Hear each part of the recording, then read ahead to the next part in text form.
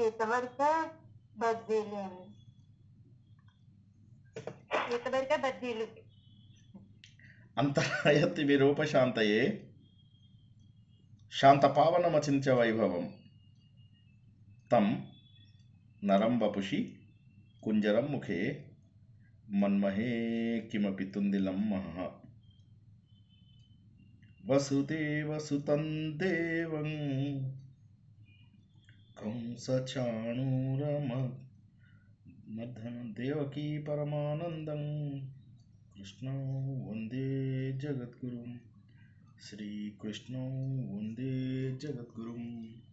భగవద్బంధువులకు, సత్యాన్వేషులకు, ఆత్మస్వరూపులకు స్వాగతం, సుస్వాగతం. ఎప్పుడైతే సత్యాన్వేషులు, ఆత్మస్వరూపులు అని చెప్పేసి అన్నానో అక్కడ అర్థం చాలా క్లియర్. ఏంటంటే మనము ఉపదేశసారం తెలుసుకుంటున్నాము అని. ఉపదేశసారం లోపల రమణ మహర్షి ముందు చాలా సులభంగా చెప్పుకుంటూ వచ్చాడు. కర్మ అనేది ఏంటయ్యా, చాలా కష్టము, కర్మ అనేటటువంటిది జడము, ఇది కర్మ అనేటటువంటిది ఫలితాలు అలా సముద్రాలు నువ్వు కర్మ కూడబెట్టుకుంటూ పోతున్నావు, అలా పెట్టుకుంటున్నావు. కొన్ని లక్షల కోట్ల జన్మలలో వచ్చినటువంటి పాపాలు పుణ్యాలు అన్నీ కూడబెట్టుకొని పెట్టుకొని పెట్టుకొని పెట్టుకొని ఆ సముద్రము ఎన్నాళ్ళు అనుభవిస్తావు ఇలాగా.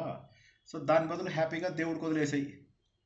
ఏ ఇచ్ఛ లేకుండా, నా ఇచ్ఛ ఏ ఇచ్ఛ లేకుండా అన్ని భగవంతుడికి వదిలేయని చెప్పాడు.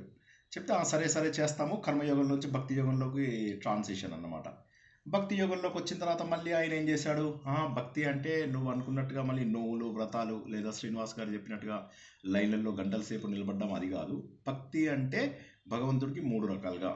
ముందు కర్మల ద్వారా అంటే పూజలు, నోములు, వ్రతాలు ఇవన్నీ ఏవైతే చేస్తుంటామో అష్టమూర్తులకు చేసేటటువంటి పూజలు. తర్వాత ఏం చేయాలి, వాక్కుతోటి చేయాలి. వాక్కుతోటి అంటే ముందు గట్టిగా చదవడము స్తోత్రాలు, తర్వాత మెల్లమెల్లగా లోపల పెదవులు కదిలిస్తూ చదవడం, తర్వాత లోపల చదువుకోవడము, తర్వాత మనస్సుతో చేయడము. మనస్సుతో చేసావా చాలా బాగుంటుంది. దాన్ని ఇక ధ్యానం అనేటటువంటి 3వ మెథడ్, మనస్సుతో చేసేటటువంటి పద్ధతిలోకి వెళ్ళిపోతావు నువ్వు అని చెప్పేసి చక్కగా మనకేం చేశారు, జంప్ చేయించారు మనని. సో ముందుగా ఏం చేసాం, మనము కర్మలన్నీ చేతులతోటి తలతోటి ఇవన్నిటితోటి చేసాం. మనం చేసిన తర్వాత రెండో దాంట్లో ఏమైంది, వాక్కుతోటి చేసాము. తర్వాత ఏమైంది, మనస్సుతోటి ధ్యానం చేసాము. ధ్యానం చేసినప్పుడు బాగుంది. అయితే ఈ ధ్యానంతో ఏమవుతుందంటే, ధ్యానం చేసినప్పుడు నేను దేవుడు వేరు కాదు అనుకున్నటువంటి చేసేటటువంటి ధ్యానం చాలా గొప్పది. ధ్యానం అనేటటువంటిది ఎడతెగకుండా వెళ్ళాలి. ఇది తైలధారలాగా ముందుకు వెళ్తూ ఉండాలి. అలా వెళుతూ ఉంటే చాలా అద్భుతంగా ఉంటుంది. ఆ సమయంలో నీకు 2 రకాలైనటువంటి స్థితులు వస్తాయి అని చెప్పాడు. ఆ మొదటి స్థితి పేరు మనోలయం. లయం అంటే ఏంటి, కొద్దిసేపు అది మనకు తెలియకుండా పోవడం. అంటే కొన్ని గంటలు మనము గనక ధ్యానం చేసినట్లయితే కొంతసేపు మెలకువలోనే ఉన్నప్పటికీ కూడా మనము గాఢ నిద్రలో ఏదైతే స్థితిలో ఆనందంగా ఉంటామో ఆ స్థితిని మెలకువగా ఉండగా వస్తుంది. మళ్ళొకసారి చెప్తున్నాను, గాఢ నిద్రలో ఉన్నప్పుడు ఒక అద్భుతమైనటువంటి స్థితి వస్తుంది, అనంతమైనటువంటి ఆనందమైనటువంటి స్థితి. కాకపోతే అది అజ్ఞానంలో తెలిసే స్థితి. ఇప్పుడు దేవుణ్ణి నమ్మినా దేవుణ్ణి నమ్మకపోయినా ఎవరికైనా కూడా ఒక అందమైన అనుభవము ప్రతిరోజు ఎదురవుతుంది. అదేమిటంటే గాఢ నిద్ర. ఇప్పుడు ఇలా ఉన్నప్పుడు సుషుప్తావస్థ, తర్వాత స్వప్నావస్థలోకి వస్తాం. స్వప్నావస్థలో మనస్సు ఆలోచిస్తూ ఉంటుంది, బుద్ధి ఆలోచిస్తూ ఉంటుంది, సినిమాలు చూస్తూ ఉంటాము, మనము కొత్త కొత్త పాత్రలను అల్లుతూ ఉంటాము, కొత్త వాళ్ళందరూ ఆ స్వప్నంలో ఉన్నంత వరకు ఈ స్వప్నమే నిజము అనుకుంటూ ఉంటాము. ఈ స్వప్నం లోపల కొట్టుకొని లేదు ఇంకా నాకు విశ్రాంతి కావాలి అని చెప్పేసి అప్పుడు అన్నింటినీ వదిలేసేసి ఒక చైతన్యంలో నిద్రపోతాం. ఒక చైతన్యంలో ఏది తెలియనటువంటి ఆనందం. అయితే అక్కడ ఏమైందంటే అది అజ్ఞానంతో వచ్చేటటువంటి ఆనందం. డెఫినెట్గా ఆనందమే, కానీ అది అజ్ఞానంలో ఉంది కాబట్టి అది ఎలా ఉంది అంటే చెప్పలేము. జాగ్రత్తగా వినండి, అది ఎలా ఉంది అంటే ఎవరు చెప్పలేరు. నిద్రలో ఎలా ఉందంటే లేచిన తర్వాత చాలా బాగుంది, బాడీకి నొప్పులు లేవు, దివి లేవు, అవి లేవు, ఎంత బాగుందో అని చెప్పడమే తప్ప, కానీ ఆ సమయంలో ఎలా ఉంది అని చెప్పి చెప్పలేము. కానీ ఆ సమయం అందరూ గుర్తించగలుగుతున్నారు. ఆ సమయంలో ఏదైతే నిజమైనటువంటి ఆత్మతత్వం ఉందో అది అందరూ గుర్తించగలుగుతున్నారు, ఉందని తెలుసు అందరికీ. కానీ అది ఎలా ఉంటుంది అనేది తెలియదు. ఆ సమయంలో మీరు ఏం చేశారు అంటే ఎవరు చెప్పలేకపోతున్నారు. అందుకని చెప్పి అదే స్థితిని ధ్యానంలో తెచ్చుకోవచ్చు. ధ్యానంలో ఏం చేయాలి, ముందు కొద్దిగా నిట్ట నిలువుగా నిలబడమన్నారు, కూర్చోమన్నారు శ్రీకృష్ణ భగవానుడు. ఈ వెన్నెముక నింటారుగా ఉంచమన్నారు.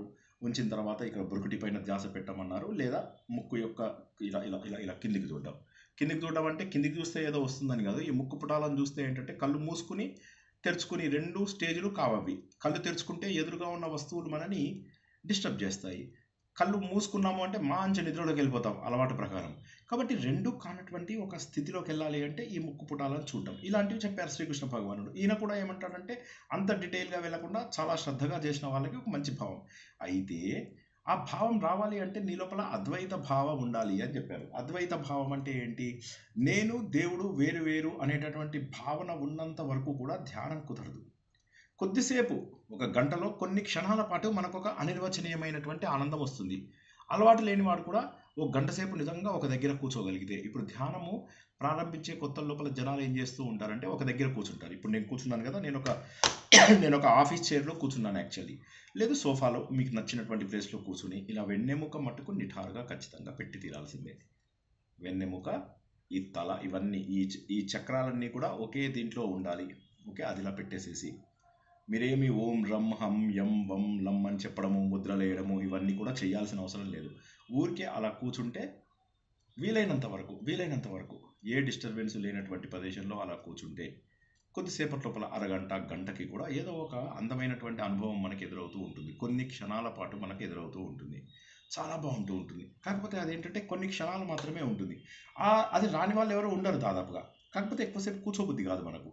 అది కాక రెండోది ఏంటంటే ఆ సమయంలో ఎక్కడ లేని ఆలోచనలు వస్తాయి. మామూలుగా ఊరికే కూర్చున్నప్పుడు అన్ని ఆలోచనలు 4-5 ఆలోచనలు వస్తాయి. కానీ మనం ఎవరైతే డీప్గా మెడిటేషన్ చేద్దామని కూర్చునేసరికి ఏమవుతుందంటే 50 ఆలోచనలు మన మీద పడిపోతాయి. ఈ విధంగా ఏమవుతుందంటే ఆలోచనల పరంపర మనని వెంటాడుతూ ఉంటుంది. కానీ ధ్యానం కొన్నాళ్ళు కుదిరిన తర్వాత ఏమవుతుందంటే మనస్సు మాయమైపోతుంది. ఆ మనస్సు మాయమైపోయినటువంటి క్షణం ఏదైతే ఉందో అప్పుడు చాలా ఆనందంగా అనిపిస్తుంది. అది కొంతసేపు ధ్యానం ఎక్కువ రోజులు చేసిన వాళ్ళు, ఎక్కువ అలవాటు చేసిన వాళ్ళు చాలా రోజుల పాటు దాన్ని నిలుపుకోగలుగుతారు. దీన్ని మనోలయం అంటారు అని చెప్పి తెలుసుకున్నాం. ఇంతకుముందు చెప్పినవే మళ్ళీ చెప్తున్నా, కంటిన్యూటీ దెబ్బతినకుండా ఉండాలని. తర్వాత రెండవ పాయింట్కి వచ్చేసరికి ఏంటంటే మనోనాశనం. మనస్సుని నాశనం చేయడం అంటే ఏమిటి? పట్టి కత్తి పెట్టి కట్ నరికేయడమా? కాదు కదా. మనస్సుని ఎలా నాశనం చేస్తాం? మనస్సుని నాశనం చేయడం అంటే ఏమిటి? అసలు ఎవరు మనస్సు ఏమిటి? అప్పుడు ఏమంటాడంటే మనస్సు నాశనం చేయాలి అంటే నువ్వు జ్ఞాన మార్గంలోకి ప్రవేశించాలి, ఆలోచన మార్గంలోకి ప్రవేశించాలి. లయం అంటే టెంపరీ, కానీ నాశనం అనేది ఏదైతే అవుతుందో అది పర్మనెంట్. ఇప్పుడు ఏం చేశాడు, నువ్వు తాగద్దు అని చెప్పేసి అన్నాడు ఒకరిని. ఇంట్లో వాళ్ళందరూ కూడా బలవంతంగా ఆపేశారు. ఆపేయగానే ఏమైంది? తాగడు. కానీ వాడికి మళ్ళీ అందరూ లేనప్పుడు ఏమవుతుంది? వాడు ఒక్కడే ఉంటాడు. పిల్లం పుట్టింటికి వెళ్తుంది, పిల్లలు అత్తగారింటికి వెళ్తారు, అమ్మగారింటికి వెళ్తారు, మళ్ళీ కూర్చున్నప్పుడు మళ్ళీ తాగాలనిపిస్తుంది. సో అంటే ఏమైంది? వాడిలో వచ్చినటువంటి మార్పు ఏదైతే ఉందో ఆ మార్పు తాత్కాలికమైనటువంటి మార్పు, అది శాశ్వతమైనటువంటి మార్పు కాదు. కానీ మనకు కావాల్సింది ఏంటి అంటే నువ్వు ఏదైతే గాఢ నిద్రలో ఉన్న, అన్నిటికంటే గుర్తుంచుకోండి మన టార్గెట్ ఏంటి? ఫస్ట్ ఇక్కడ రాసుకుందాం మన టార్గెట్ ఏంటో. మన టార్గెట్ రాస్తున్నాను, గాఢ నిద్ర అనుభవం. మన గోల్ ఇది. ఉల్టా ఉందా? క్లియర్గానే ఉందా? అందరికీ ఉల్టా కనిపిస్తుందా? అందరికీ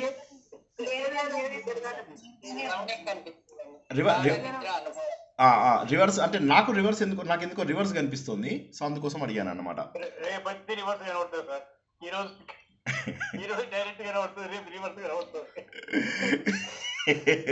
ఓకే, సో ఈ గాఢ నిద్ర అనుభవం ఇది మన టార్గెట్. గుర్తుంచుకోండి, ఇప్పుడు మనం ఏం సాధించబోతున్నాం. ఇక్కడి నుంచి ఒక్క పావు గంట పాటు కొద్దిగా నాతో ఉండండి, మళ్ళీ ఎక్కడికి పోవద్దు. మళ్ళీ ఏదో పని ఉంది, వంటింట్లోకి వెళ్ళి ఎవరో ఏమో వంట తీసుకొని వస్తారు, ఇక అవన్నీ పట్టుకోకండి. ఒక్క పావు గంట ఉండండి, తర్వాత మీ ఇష్టం విచ్చలవిడిగా ఎంజాయ్ చేసుకోండి లైఫ్. ఇది మనకు అల్టిమేట్గా మన గోల్ ఇది. ఎందుకని? ఇది అన్నిటికంటే గొప్పది. ఈ సమయం లోపల మనం ఏది తెలియదు, మన శరీరంతో కానీ మన మనస్సుతో కానీ దేనితోని సంబంధం లేకుండా అసలు మనం గుర్తించలేనటువంటి ఒక గొప్ప అనుభవం. అది ఏంటి అనేది తెలియదు. కానీ అది ఏమైతుంది? నిద్రలో ఉన్నప్పుడు అది అజ్ఞానం. దేవుణ్ణి నమ్మని, దేవుణ్ణి నమ్మకపోని ఎవరికైనా సరే ఈ అనుభవం ఉంటుంది. దేవుణ్ణి నమ్మాడా వాడు, దేవుణ్ణి నమ్మలేదా వాడు, నాస్తికుడా ఆస్తికుడా, హిందువా నాన్ హిందువా, ఎవడైనా సరే వాడికి అనుభవం వస్తుంది గాఢ నిద్రలో. అది అజ్ఞానంలో. మనకు కావాల్సింది ఏంటి? గాఢ నిద్రలో ఉన్న అనుభవము మనకు మెలకువగా ఉన్నప్పుడు రావాలి. మెలకుగా ఉన్నప్పుడు రావాలి అంటే ఏం చేయాలి? ధ్యానం చేసాం. ధ్యానం చేసినప్పుడు ఏమవుతుందంటే ఇందులోపల ఒకటి లయం, ఒకటి నాశనం. ఒకవైపు లయం, మరొక వైపు నాశనం. మన అల్టిమేట్ గోల్ ఏంటంటే గాఢ నిద్ర అనుభవం రావాలి. కానీ మనం ఏం సాధించగలిగాము? లయం సాధించగలిగాం. వండర్ఫుల్. ఒక్కసారి మళ్ళీ జాగ్రత్తగా వినండి. ఎంత అద్భుతమైన జ్ఞానమో ఇది. ఇక జీవితంలో మళ్ళీ మనం మర్చిపోలేని పాయింట్స్ ఇవాళ తెలుసుకుంటాం. తర్వాత దీని ఇవాళ అర్థమైపోయిందంటే తర్వాత క్లాసెస్ మీరు ఇక మీ ఇష్టం. తర్వాత మీరు వీడియోలు విన్నా కూడా ఏం పర్వాలేదు. కానీ ఇవాళ క్లాసు చాలా జాగ్రత్తగా వినండి. ఈ గాఢ నిద్ర అనుభవం ఏదైతే అత్యద్భుతంగా ఉన్నదో అది నేను మెలకువగా ఉన్నప్పుడు సాధించాలి. కాబట్టి ధ్యానం చేస్తున్నా. ఇప్పుడు మనకేంటి స్టెప్ బై స్టెప్ చూసుకున్నట్లయితే మనకు కర్మ కంటే కూడా భక్తి గొప్పది. భక్తి కంటే కూడా జ్ఞానం, మెడిటేషన్ గొప్పది. ఆ మెడిటేషన్ లోపల మాత్రమే మనం మనస్సును పారేయగలుగుతాం. మనస్సుని కొద్దిసేపు పారేస్తే లాభం ఏముంది? సార్ కొద్దిసేపు కాదు సార్, నాకు ఒక అరగంట సేపు ఆనందం వస్తుంది. That is good. గంట సేపు ఆనందం, వావ్, వండర్ఫుల్. ఎన్ని గంటలు ధ్యానం చేస్తున్నారు? 3 గంటలు ధ్యానం చేస్తున్నారు. ఎంతసేపు ఆనందంగా ఒక అనిర్వచనీయమైనటువంటి భావనలో ఉన్నారు. ఏదో దూది పింజలాగా ఎగిరిపోతూ ఎక్కడో ఉన్నానో తెలియదు. శరీరం అంతా కూడా దూది పింజలాగా ఎగిరిపోతున్నట్టుంది. నేనెవరో తెలుస్తున్నట్టుగా లేదు. నేను విశ్వ చైతన్యంలో భాగమైనట్టు అనిపిస్తుంది. ఆనందంగా అనిపిస్తుంది. ఈ ఆనందం ఇంతకుముందు ఎప్పుడూ కూడా నేను అనుభవించలేదు. ఈ ఆనందం నాకు ఇంతకుముందు దొరికినటువంటి ఏ ఆనందంతోనూ కూడా నేను పోల్చి చెప్పలేను. ఒక భోజనం చేసినప్పుడు కానీ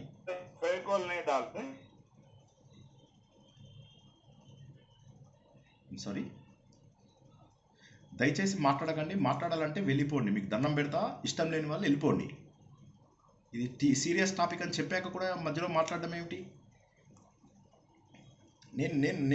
నా ఫ్లో ఎగిరిపోతుంది అల్టిమేట్ అటు పోయి ఇటు పోయి. ఈ ఒక్క క్లాసు వినండి శ్రద్ధగా. తర్వాత క్లాసులు మీరు వీడియో చూసినా ఓకే, నో ప్రాబ్లం. మొత్తం లాస్ట్ క్లాస్ డివిజన్ చేసుకుని ఈ క్లాస్ లోపల మనం అన్నీ నేర్చుకుందామని తెలుసుకున్నాం కదా. కాస్త శ్రద్ధగా వినండి. ఇప్పుడు ఏమైంది? ఆ అనుభవం మనకు రావాలి అంటే ధ్యానం చేశాం. 3 గంటలు ధ్యానం చేస్తే 1 గంట పాటు నాకు ఆనందంగా ఉంది. 1 గంట పాటు చాలా ఆనందంగా ఉంది. సరే, మరి రోజులో 23 గంటలు ఏమైంది? ఒకసారి ధ్యానంలోంచి బయటకు వచ్చిన తర్వాత మళ్ళీ మనం ఆలోచనలన్నీ చుట్టుముట్టేస్తున్నాయి నన్ను. సో ఇప్పుడు ఏమైంది? ఆలోచనలన్నీ చుట్టుముట్టేసరికి మళ్ళీ నాకు మనస్సు వినడం లేదు నా మాట. ఆనందాన్ని పోగొట్టుకున్నాను. కానీ నా జీవిత లక్ష్యం ఏంటి? చిత్తవృత్తి నిరోధమే యోగము. చిత్తవృత్తి నిరోధమే యోగము. యోగము అంటే భగవంతుడితో కలయిక కోసం వచ్చినటువంటి ఒక గొప్ప ఉపాయం. మరి చిత్తవృత్తులు అంటే ఏంది? చిత్తం అంటే మనస్సు. ఈ మనసులో ఉన్న వృత్తులను ఆపేయడమే యోగము. మరి ఇక్కడ ఆపకుండా మళ్ళీ బయటకు వచ్చిన తర్వాత మళ్ళీ అవే వస్తున్నాయి. ఈ పాయింట్ అర్థం కాని వాళ్ళు ఒక్కసారి అడగండి. చిత్తవృత్తి నిరోధమే యోగము. ఈ పాయింట్ ఒక్కటి అర్థం కాని వాళ్ళు అడగండి. అర్థమైతే నో ప్రాబ్లం, ఏం పర్వాలేదు. ఇది ఇంపార్టెంట్ కాబట్టి అడుగుతున్నాను. చిత్తం అంటే ఏంటి? డేటాబేస్. చిత్తం అంటే ఏంటి? ఇప్పుడు నన్ను ఎలా గుర్తుపడుతున్నారు మీరు? ఎందుకంటే ఇది మీకు ఆల్రెడీ మైండ్ లోపల రికార్డ్ అయింది కాబట్టి. మనకి ఇక్కడ ఉంటుందంటే మన మనస్సుకి 4 భాగాలు ఉంటాయి. మళ్ళీ ఒకసారి చూడండి. మన శరీరం దేంతో తయారైంది? పంచ కర్మేంద్రియాలు, పంచ జ్ఞానేంద్రియాలు, పంచభూతాలు, పంచ తన్మాత్రలు, పంచ ప్రాణాలు, ఇవి చెప్పుకుంటాం కదా మనము. వాటితోటి తయారైనటువంటి శరీరం. కనిపించేది ఇది, కనిపిస్తుంది. పంచభూతాలు మీకు కనిపిస్తున్నాయి. పంచ జ్ఞానేంద్రియాలు, పంచ కర్మేంద్రియాలు మీకు తెలుస్తున్నాయి. పంచ ప్రాణాలు మీకు తెలుస్తున్నాయి. 20 విషయాలు మీకు తెలుస్తున్న విషయాలు. ఇది శరీరం. కనిపించకపోయినా కూడా మీరు నో అని చెప్పలేనివి 4: మనస్సు, బుద్ధి, చిత్తము, అహంకారం. ఈ 4. మనస్సు అనేటటువంటిది ఏంటి? సంకల్పం చేసుకుంటుంది. సంకల్పం అంటే ఏంటి? కోరికలు కోరుకునేదాన్ని మనస్సు అంటారు. బుద్ధి అంటే ఏంటి? నువ్వు ఈ పని చెయ్యొచ్చు, ఈ పని చెయ్యకూడదు అని చెప్పి మనకు నిశ్చయాత్మకమైనటువంటి డెసిషన్ ఇచ్చేటటువంటి దాన్ని, డెసిషన్ మేకింగ్ ఎబిలిటీని మనం ఏమంటాం? బుద్ధి అని అంటాం. సో మనస్సు అర్థమైపోయింది, బుద్ధి అర్థమైపోయింది. ఇక 3వది చిత్తం. ఈ చిత్తం లేకపోతే ప్రపంచం లేదు అసలు. ఈ చిత్తం అంటే ఏంటి? ఇక్కడ అన్నీ స్టోర్ అవుతాయి. నిన్న నేను ఒక పెళ్ళికి వెళ్ళాను. పెళ్ళికి వెళ్తే ఆ పెళ్లిలో జరిగినటువంటి సంఘటనలన్నీ కూడా ఇక్కడ ముద్రించుకుపోయాయి. సంవత్సరం కింద ఎవరింటికో వెళ్ళాను. వారింట్లో ఉన్నటువంటివన్నీ నాకు ఇక్కడ గుర్తుంచుకుపోయాయి. 2 ఏళ్ల కింద నేను ఎక్కడికో మానస సరోవరంకి వెళ్ళాను. అవన్నీ కూడా నాకు ఇక్కడ ముద్రించుకుపోయాయి. 10 ఏళ్ల కింద ఒక వ్యక్తిని చూశాను. ఆ వ్యక్తి ఎలా ఉన్నాడో, అతను మాట్లాడిన మాటలు అన్నీ నాకు తెలుసు. అవన్నీ నాలో ముద్రించుకున్నాయి. ఇవన్నీ ఎక్కడ ముద్రించుకుంటాయి? ఒక హార్డ్ డిస్క్ ఉంది. ఆ హార్డ్ డిస్క్ లోపల అన్ని ముద్రించుకొని ఉన్నాయి. దాన్ని చిత్తము అంటాము. ఈ చిత్తము ఉండబట్టే ఏమైంది, మీరు నన్ను చూసి గుర్తుపడుతున్నారు, ఆయన నిన్న చెప్పిన ఆయనని అని. లేకపోతే ఏంది, ఎవరైనా అంటారు. ప్రతిరోజు చూస్తున్నారు కానీ ఎవరైనా అంటారు, ఎందుకంటే మీకు అది ఆ చిత్తం లేదు. సో చిత్తము వల్లనే మీకు ఈ ఆలోచనలన్నీ. చిత్తం అంటే ఏంటి, ఉదాహరణకు నాకు ఒక మాట చెప్పండి. నిన్నటి విషయాలు ఇవాళ వస్తాయా మళ్ళీ? నిన్న జరిగినవి ఇవాళ వస్తాయా? ఎవరైనా జవాబు చెప్పండి. నిన్నటి విషయాలు వచ్చే ఛాన్స్ ఉందా? నిన్నటి విషయాలు వచ్చే ఛాన్స్ ఉందా? నిన్నటిది అయిపోయిందా, లేకపోతే నిన్నటిది ఇంకా ఉందా? ఆలోచనల్లో వదిలేయండి. ఆలోచనలు ఒక్కటి వదిలేయండి, సంకల్పాలలో కాక. గంట ముందు జరిగింది కూడా రాదు సార్. గంట ముందు జరిగింది కూడా రాదు. సరే, గంట తర్వాత ఏం జరుగుతుందో తెలుసా? అది మనకు తెలియదు కదా ఏం జరుగుతుంది, తెలియదు. కాబట్టి ఎగ్జాక్ట్లీ ఈ సెకండ్లో జరిగినవి మాత్రమే మన జీవితంలో అనుభవాలు, ఇంకేమీ లేవు. కానీ మన చిత్తం ఏం చేస్తుందంటే పాస్ట్ని జ్ఞాపకం ఉంచుకుంటుంది, ఫ్యూచర్ గురించి ప్రిడిక్షన్ చేస్తుంది. ప్లీజ్ కొద్దిగా ఉండండి. గతం గురించినటువంటి ఆలోచనలన్నీ బయటికి తీస్తుంది, ఫ్యూచర్ గురించినటువంటి ఆలోచనలన్నీ ఆలోచిస్తూ ఉంటుంది. ఇవాళ ఇలా జరిగింది, రేపు ఏం జరుగుతుందో, రేపు నా కొడుకు చూస్తాడో లేదో, నా కూతురు చూస్తుందో లేదో, నా అల్లుడు దొంగ వేదవా, ఇవన్నీ ఆలోచిస్తూ ఉంటుందన్నమాట మనస్సంతా. సో ఏమైపోయింది, ఈ మనసులో ఒక భాగమైనటువంటి చిత్తము ఇటు పాస్ట్కి అటు ఫ్యూచర్కి మధ్య వారధి. మనం ఎలా బతుకుతున్నాము? పాస్ట్లో బతుకుతాం లేదా ఫ్యూచర్లో బతుకుతున్నాం. అసలు బతకాల్సింది ఎక్కడ? వర్తమానంలో బతకాలి మనం. కానీ మనం ఎక్కడ బతుకుతున్నాము? గతంలో బతుకుతున్నాము, భవిష్యత్తులో బతుకుతున్నాము. ఈ పాయింట్ అర్థం కాని వాళ్ళు ఒక్కసారి అడగండి, నేను నీళ్ళు తాగుతాను లోపల.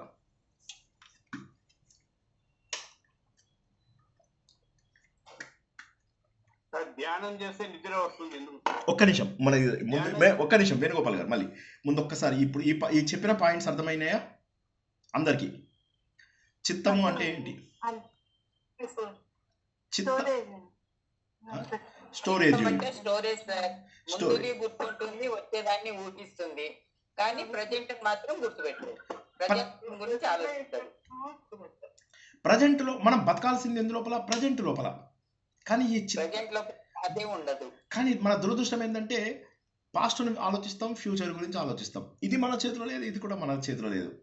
అందుకే మనము ఒక సినిమా ఎగ్జాంపుల్ తెలుసుకున్నాం, జ్ఞాపకం ఉందా? కుంగ్ ఫూ పాండా లోపల మనకు బాగా గుర్తున్నారంటే వాడు ఏమంటాడు, past is a history, future is a mystery. Past is a history, చరిత్ర. ఫ్యూచర్ ఈజ్ ఏ మిస్టరీ, ఎవరికి తెలియనటువంటి విషయము. Today is a present, today is a gift.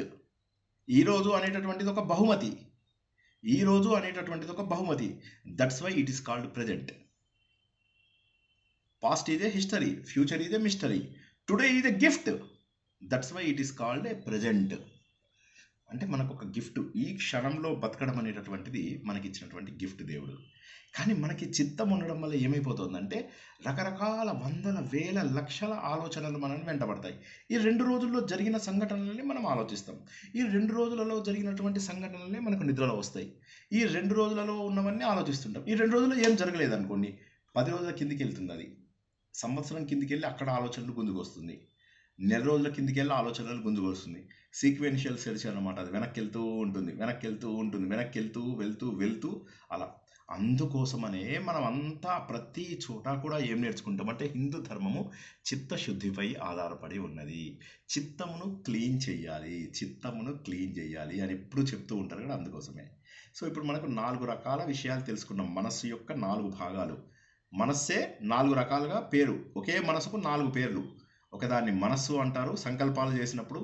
అదే మనస్సు నిశ్చయాత్మకమైనటువంటి డెసిషన్, నువ్వు ఇవాళ స్వీట్ తినచ్చు, తినకూడదు, అక్కడికి వెళ్ళచ్చు, వెళ్ళకూడదు, ఇవి చెప్పేదాన్ని బుద్ధి అంటారు. అన్ని స్టోర్ చేసుకునేదాన్ని చిత్తము అంటారు.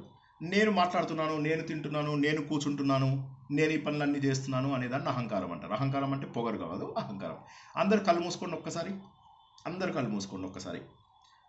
మళ్ళీ సార్ మేము అన్నం తింటున్నాం, ఇంట్లో కబుర్లు చెప్తున్నాం, టీవీ చూస్తున్నాం అనేవాళ్ళు దయచేసి స్విచ్ ఆఫ్ చేసి వెళ్ళిపోండి. ఇవాళ ప్రవచనంకి వారు అవసరం లేదు, శ్రద్ధ ఉన్న వాళ్ళు మాత్రం ఉండండి. శ్రద్ధవాన్ లభతే జ్ఞానం. కళ్ళు మూసుకోండి.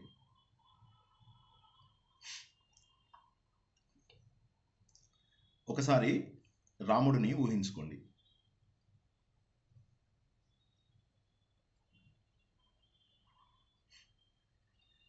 ఒకసారి సముద్రము, అందులో అలలు పొంగుతున్నట్టుగా ఊహించుకోండి.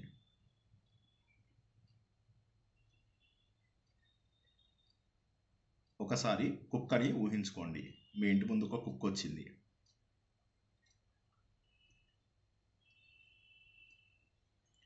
ఒకసారి చిరంజీవి, వెంకటేష్, నాగార్జున, బాలకృష్ణ నలుగురు పక్క పక్కన నిలబడి ఫోటో దిగుతున్నారు.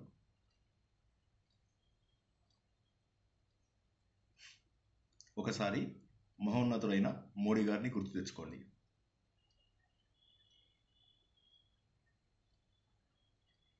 ఒకసారి క్రికెటర్, మీకు తెలిసిన క్రికెటర్ సచిన్ టెండూల్కర్ని ఊహించుకోండి.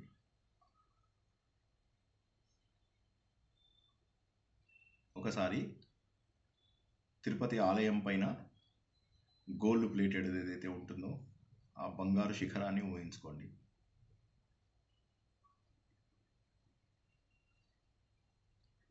ఒకసారి జయ విజయుల విగ్రహాలని గుర్తు తెచ్చుకోండి. ఒకసారి వెంకటేశ్వర స్వామి రూపాన్ని గుర్తు తెచ్చుకోండి.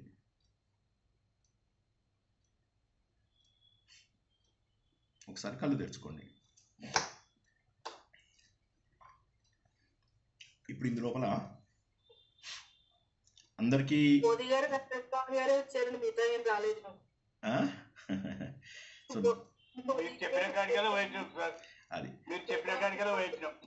మిగతా అన్ని బ్లాక్. సో ఇప్పుడు ఏమైందంటే మనం చెప్పడము, ఊహించుకోవడము జరిగింది. జరగడం వల్ల ఏమైంది, మనము ఒకవైపు ఒకరు చూస్తున్నారు, మన కళ్ళ ముందు ఒక స్క్రీన్ కనిపిస్తుంది. ఆ స్క్రీన్లో ఒకరు చూస్తున్నారు, కొంతమంది మారిపోతున్నారు. సచిన్ టెండూల్కర్ వచ్చినప్పుడు చిరంజీవి వెళ్ళిపోయాడు. వెంకటేశ్వర స్వామి వచ్చినప్పుడు అంతకుముందు చెప్పినటువంటి సచిన్ టెండూల్కర్ వెళ్ళిపోయాడు. ఇలాగే జరిగిందా, లేకపోతే అందరినీ ఒకేసారి చూసారా?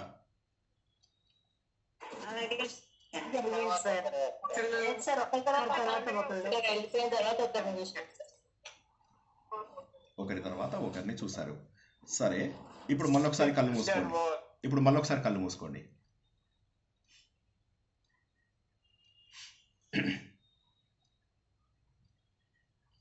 ఆత్మను ఊహించుకోండి.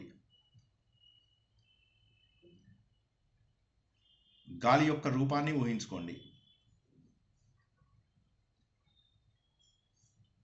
భగవంతుడి నిరాకారాన్ని ఊహించుకోండి.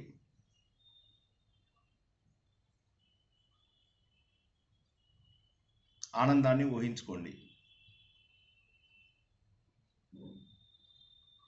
చైతన్యాన్ని ఊహించుకోండి.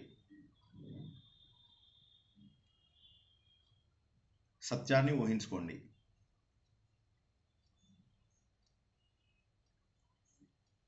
కళ్ళు తెరవండి. ఇప్పుడు ఎన్ని కనిపించాయి?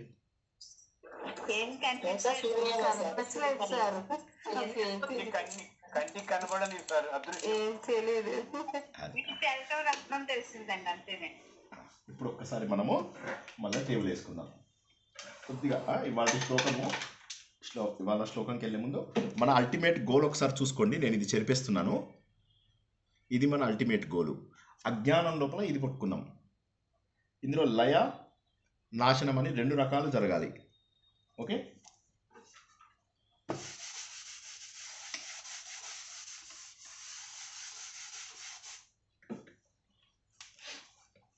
ఇప్పుడు మళ్ళీ ఒకసారి జాగ్రత్తగా చూడండి అందరూ.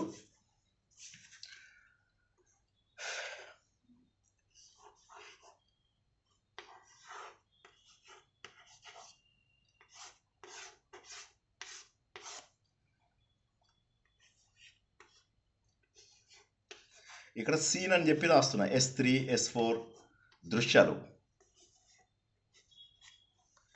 S1, S2, S3, S4, S5 అని రాశాను. ఇవన్నీ దృశ్యాలు. చూసిన వాళ్ళు ఎంతమంది ఉన్నారు ఇక్కడ?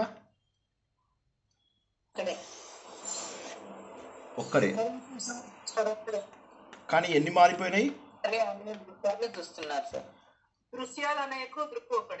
రైట్.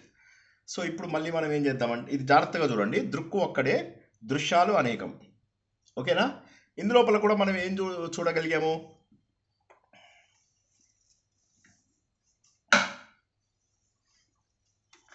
తర్వాత ఒకటి. జాగ్రత్తగా వినండి. ఇక్కడ మనం ఏం చూడగలిగాము అంటే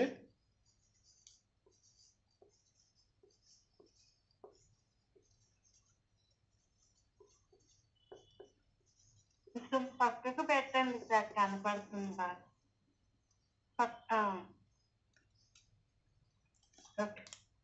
దృశ్యం నామరూపాలు. నామరూపం దృశ్యం దృశ్యం నామరూపం. నామం ప్లస్ రూపం. దృశ్యం అనగా నామము రూపము. దృశ్యం అనగా నామము రూపము. దృశ్యం అనగా నామము రూపము. ఈ దృశ్యం లోపల ఏవేవైతే రకరకాల విషయాలు వస్తున్నాయో, నామము రూపము, నామము రూపము, నామము రూపము, అవి తెలియకపోతే మనకు ఈ నామం ఉంది కానీ రూపం లేదనుకోండి, మీకు అది దృశ్యంగా వచ్చిందా?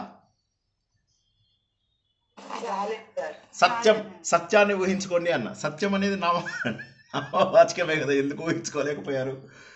ఎందుకంటే అది ఊహించుకోవడానికి దానికి రూపం లేదు. అందుకే ఇక్కడ ఇంటూ పెట్టారు. ఇంటూ పెడితే అది దృశ్యంలోకి మారదు. ఇంటూ పెడితే అది దృశ్యంలోకి మారదు మీకు. ఇప్పుడు మీరు అనుభవపూర్వకంగా తెలుసుకున్నది ఏంటంటే, మీరు దృక్ అనేటటువంటి వాళ్ళు ఇన్ని రకాల విషయాలని చూడగలిగారు. ఆ చూసడానికి మీకు ఉపయోగపడ్డ అవయవం ఏదో చూద్దాం ఒకసారి. ఇప్పుడు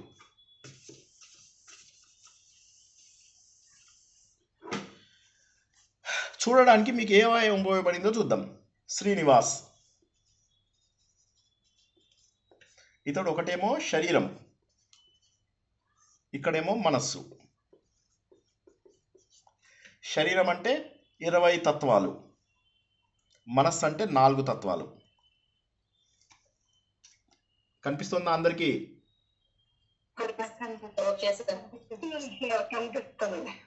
ఇది అర్థం కాని వాళ్ళు ఒక్కసారి అడగండి.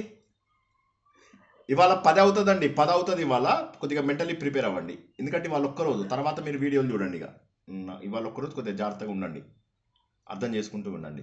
శ్రీనివాస్కి ఒక శరీరము 20 తత్వాలతో తయారైంది, మనస్సు 4 తత్వాలతో తయారైంది. ఇంతవరకు అర్థమైందా అందరికీ లేదా?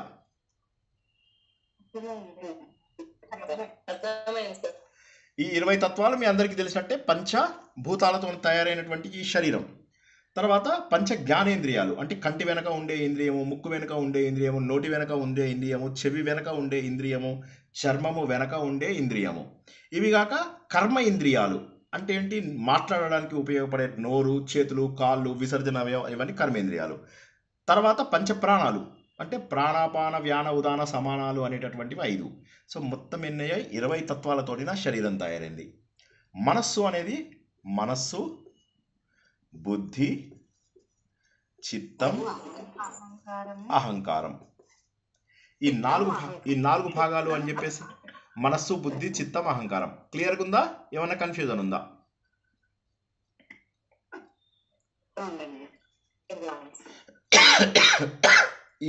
వీటితోటి ఇక్కడ ఏర్పడింది. ఇప్పుడు నేను ఆలోచనలు దేంతో చేశాను? ఇప్పుడు ముందు ఇదే. ఇప్పుడు నాకు ఉదాహరణకి కళ్ళు లేవనుకోండి, నన్ను ఏమంటారు? గుడ్డోడు అంటారు. ఏమంటారు?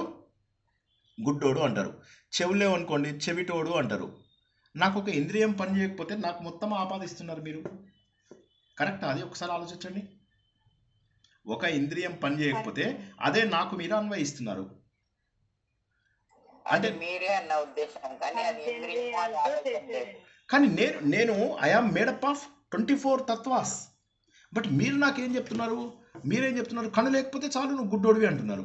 కానీ ఒక కన్ను లేకపోవడం అనేది నా 25లో ఒకటే భాగం. చెవులు లేకపోతే ఇది, కాళ్ళు లేకపోతే కుంటోడు, చెయ్యి లేకపోతే ఇంకోడు లేకపోతే ఇంకోడు. ఇలా ప్రతిదాన్ని ఒక్కొక్క భాగంని మనము ఏ భాగం పనిచేయదో ఆ భాగంతో మనం గుర్తిస్తున్నాం. కానీ శ్రీనివాస్ అనేవాడు ఈ 25 భాగాలతోని 24 భాగాలతోని తయారైనటువంటి వాడు. కానీ మనం ఏమంటున్నాం? ఒక్కొక్క భాగంనే అతనితో చెప్పేస్తున్నాం. అడు గుడ్డోడు, అడు కుంటోడు, చెవిటోడు, మూగోడు. ఇలా మనం ఒక చిన్న అవయవాన్ని మనం ఏం చేస్తున్నాం? నాకు అన్వయించేస్తున్నాం. కానీ నేను అంతలో లిమిట్ అయిపోవాలా? అంతలో పరిమితం అయిపోవాలా? నాకు ఒక్కసారి జవాబు చెప్పండి.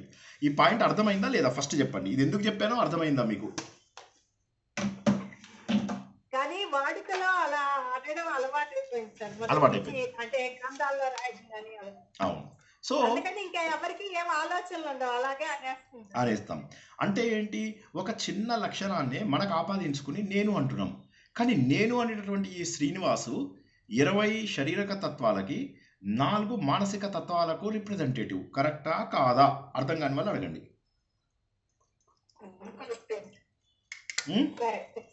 కరెక్టే సార్. కరెక్ట్. ఇప్పుడు నెక్స్ట్ కరెక్ట్.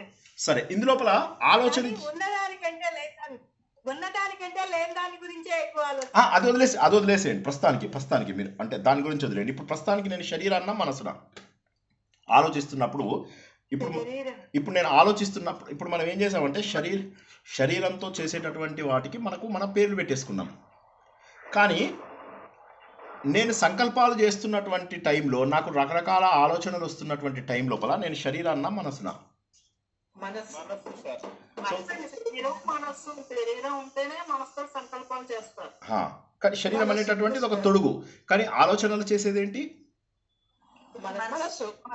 సో కాబట్టి నేను ధ్యానంలో ఇక్కడున్నా. నేను ముందుగా నన్ను నేను రెండుగా డివైడ్ చేసుకున్నాను. ముందు డివైడ్ చేసుకున్నాను. ఒక శరీరంగాను ఒక మనస్సుగాను డివైడ్ చేసుకున్నాను. ఆ మనస్సు లోపల నేను ఏం చేశాను, ఈ మనోబుద్ధి చిత్తం అహంకారంలోంచి మళ్ళీ నేను ఏం చేశాను, నన్ను నేను ఎలా గుర్తించాను, దృక్కుగాను దృశ్యాలుగాను గుర్తించాను.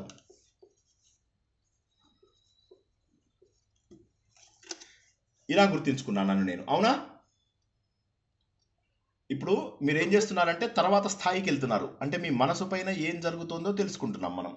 మీరు ఇక్కడున్నారు, మీకు చూస్తున్నటువంటి ఇవన్నీ ఇన్సిడెంట్స్, ఇవన్నిటికీ రూపాలు ఉన్నంత వరకు మీకు తెలుస్తుంది. రూపాలు లేకపోతే మీరు గుర్తించలేకపోతున్నారు. అవునా? ఇప్పుడు మనం ఇంతకుముందు తెలుసుకున్న క్లాస్ లోపల ఏం తెలుసుకున్నామంటే ఫస్ట్ వీటిని డిస్కనెక్ట్ చేసేసేయండి. ఎవరో మాట్లాడుతున్నాను, అదే చెప్పాను కదండి, వద్దని. మీరు ఇష్టం లేకపోతే వాళ్ళ రావద్దు క్లాస్ కని కూడా చెప్పాను కదా. ఇక్కడ మనకు దృశ్యాలని ఏం చేసాం మనము, ఒక్కొక్కటి డిస్కనెక్ట్ చేసేసాం. ఎలా చేయాలి డిస్కనెక్ట్? చెప్పండి ఎవరైనా, ఎలా డిస్కనెక్ట్ చేయాలి?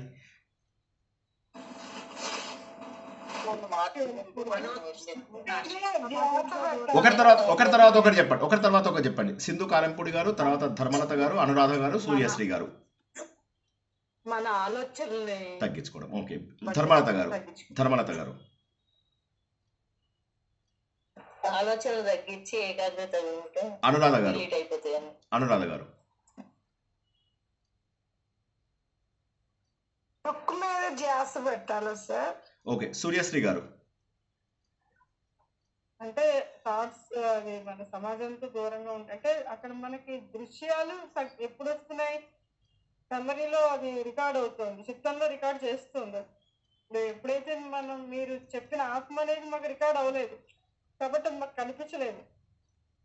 ఇక్కడ కనిపించేది ఇవి కాబట్టి, దృశ్యాలు కాబట్టి వాటిని తగ్గించాలంటే మన థాట్స్ లోపల మెమరీలోకి రికార్డ్ అవ్వకూడదు అంటే ఏది సమాజంతో దూరంగా ఉండాలి, తొలగించుకోవాలి. Very good. సో ఈ బాండింగ్ దాని నుంచి కట్ చేసుకోవాలి. కరెక్ట్. ఇప్పుడు మంచి ఆలోచనలు విజువలైజ్ చేసుకోవాలి సార్, వీలైనంత వరకు. అదే చక్కటి ఆలోచనలు. కరెక్ట్. అదే నేను అనేది, ఇది ఎప్పుడు కట్ చేసుకోవాలి అనేది ఆలోచిస్తున్నాం మనం. ఓకే, ఇప్పుడు ఇందులో ఉన్నదంతా నేనే కదా. ఈ దృశ్యం ఇక్కడికి వచ్చేసాం మనము. ఫస్ట్ శ్రీనివాస్ని శరీరము మనస్సు అన్నారు. శరీరం కాదు ఇక్కడ మనకి ఇంపార్టెంట్, మనస్సు అని చెప్పేసి అనుకున్నాం. ఆ మనస్సు లోపల మళ్ళీ 2 భాగాలు దృశ్యము అనుకున్నాం. ఇప్పుడు ఏం చేసాం మనం, దృశ్యాన్ని కట్ చేసాం. అవునా? దృశ్యాన్ని కట్ చేసినప్పుడు మిగిలింది ఏంటి, దృక్ అంటే ఎవరు? నేను. ఎవరు? చూసేవాడు. ఎవడతను? అదెవరు అనేటటువంటిది తెలియదు కాదు. ఇది మళ్ళీ 2 భాగాలు. ఎందుకంటే నేను ఇంతకుముందు మనం ఏమనుకున్నాము, మనస్సేది అని ఆలోచిస్తూ పోతే మన ఆలోచనలు, వృత్తులు అన్నీ కూడా నాశనం అవుతాయి అని మనం తెలుసుకున్నాం. అంటే ఎప్పుడైతే మనము ఈ ఆలోచన వద్దు, ఈ ఆలోచన వద్దు, ఈ ఆలోచన వద్దు, ఈ ఆలోచన వద్దు, ఈ ఆలోచన వద్దు అంటూ ఆలోచనలని కనుక తీసేసినట్లయితే మిగిలేది ఐ అనేటటువంటి ఒక వ్యక్తి మిగులుతుంది. I and tea. ఐ నుంచి టీకి ఉన్నటువంటి కనెక్షన్స్ అన్ని కోసేసాం. ఐ నుంచి టీకి ఉన్నటువంటి కనెక్షన్స్ అన్ని కోసేసిన తర్వాత మిగిలినటువంటి ఐ ఎవరు అంటే ఆ ఐ నేను. మరి నేనంటే ఎవరు? సో ఇక్కడ దాకా మనకు ఆన్సర్ అద్భుతంగా ఉంది కదా, ఏం కన్ఫ్యూజన్ లేదు కదా. ఒకసారి అందరు చెప్పండి, ఏమన్నా కన్ఫ్యూజన్ ఉందా? నేను అంటే ఏమిటి? మన శరీరాన్ని అనుకుంటున్నాం అంతే. అది అయిపోయింది కదండి. శరీరం ఎక్కడున్నాము? శరీరం దాటేం కదా ఇప్పుడు. అలాగే ఆలోచించాను. నేను అంటే కాదు మీరు మళ్ళీ వెనక్కి, అందరికి దండం పెడతా, వెనకకి వెళ్ళకండి, ముందుకు రండి. ఫస్ట్ నేను ఎవరు అంటే శరీరము అనుకున్నాం. తర్వాత ఏమైంది? లేదు నేనంటే శరీరము మనస్సు అని చెప్పేసి రెండుగా డివైడ్ చేసాం. అయ్యో రామ, చెప్పింది వినండి దయచేసి. నేను ఎవరిని అని ముందు ఆలోచించాం. ఫస్ట్ అంటే నేను శరీరం, ఎందుకంటే నాకు కళ్ళు లేదు కాబట్టి గుడ్డోని, చెవులు లేవు కాబట్టి చెవిటోని, కాబట్టి నేను శరీరం అనుకున్నాం. రెండవ స్టేజ్, మీరు ఒక్కొక్క మెట్టు ఎక్కండి, మళ్ళీ వెనకకి తీసుకెళ్ళొద్దు నన్ను. ఇప్పుడు ఏమవుతుందంటే వెనకకి తీసుకెళ్తే మీరు మళ్ళీ నేను వెనక నుంచి చెప్పాల్సి వస్తుంది. నన్ను వెనకకు లాగకండి, ముందుకు లాగండి. నేనేమంటున్నాను, మీరెవరు అని ఆలోచిస్తే శ్రీనివాస్ అనేవాడు ఒక శరీరము ఒక మనస్సు అని చెప్పి డిసైడ్ చేశాం. హమ్మయ్య, ఒక శరీరం ఒక మనసు. ఎందుకంటే కన్ను గుడ్డోడు అయితే వాడు గుడ్డోడు కాదు, సరే అని చెప్పి పక్కన పెట్టేశాను. చెవులు లేకపోతే చెవిటోడు కాదు, వాడు ఇంకా చాలా ఉంది, వాడి శరీరం ఉంది, మనస్సు ఉంది. సో అప్పుడు ఇందులోపల ముఖ్యమైనటువంటిది మనస్సు అని చెప్పి తెలుసుకున్నాం. ఎందుకంటే మన ఏవ మనుష్యానాం కారణం బంధ మోక్షయోహ. ఒక మనిషికి మనస్సే బంధానికి కానీ మోక్షానికి కానీ మూల కారణము. మిమ్మల్ని బంధించడానికి, ఇక్కడ బిగించేసేయడానికి కానీ, మిమ్మల్ని ఇక్కడి నుంచి తీసుకెళ్ళిపోవడానికి కానీ ఒక్క మనసే కారణము. మనకు శత్రువు మనస్సే, మన మిత్రుడు మనస్సే.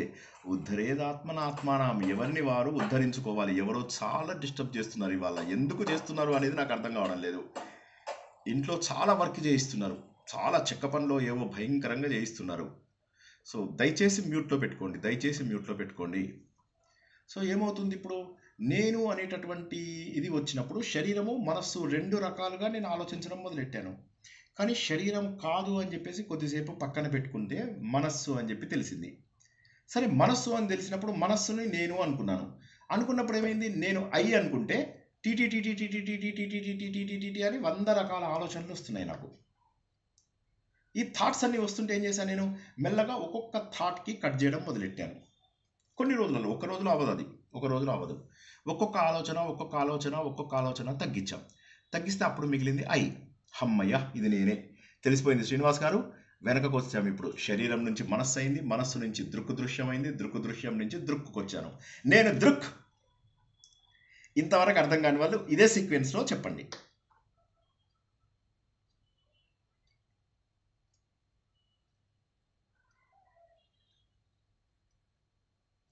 అర్థమైన వాళ్ళు ఎవరైనా ఒక్కసారి చెప్పండి. మనం ఎక్కడి నుంచి ఎక్కడికి ప్రయాణం చేశాం?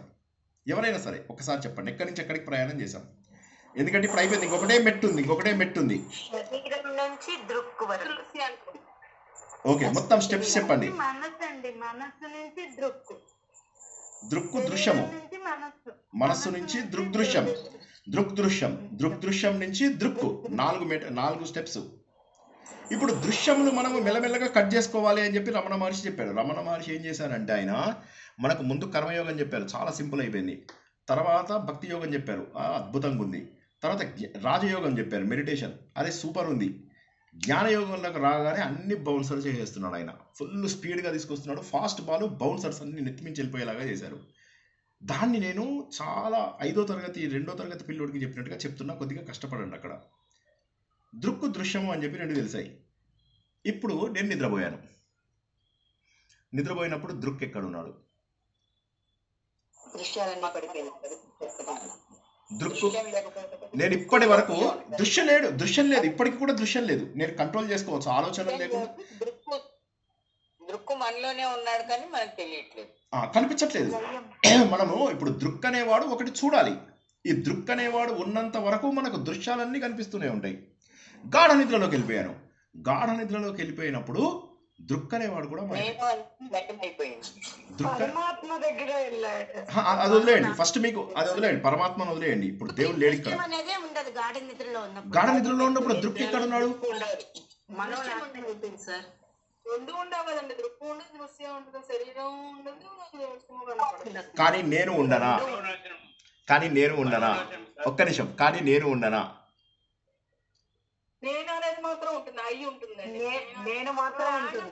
నేను ఉంటాను. ఆ నేనెవరు? అదే ఆత్మ నాశనము లేని, ఆత్మ నాశనము లేని. థీరీ కాదు ఇక్కడ, మనం ఒకసారి మళ్ళీ ప్రాక్టికల్గా వద్దాం. ప్రాక్టికల్గా వద్దాం మళ్ళా. ఇప్పటి వరకు నేను ఏమనుకున్నానంటే, నేను ఫస్ట్ శరీరాన్ని అనుకున్నాను, తర్వాత చెప్తే కాదు అన్నారు, తర్వాత ఏమన్నారు మనస్సు అన్నాను, అంటే ఇది కాదు అన్నారు.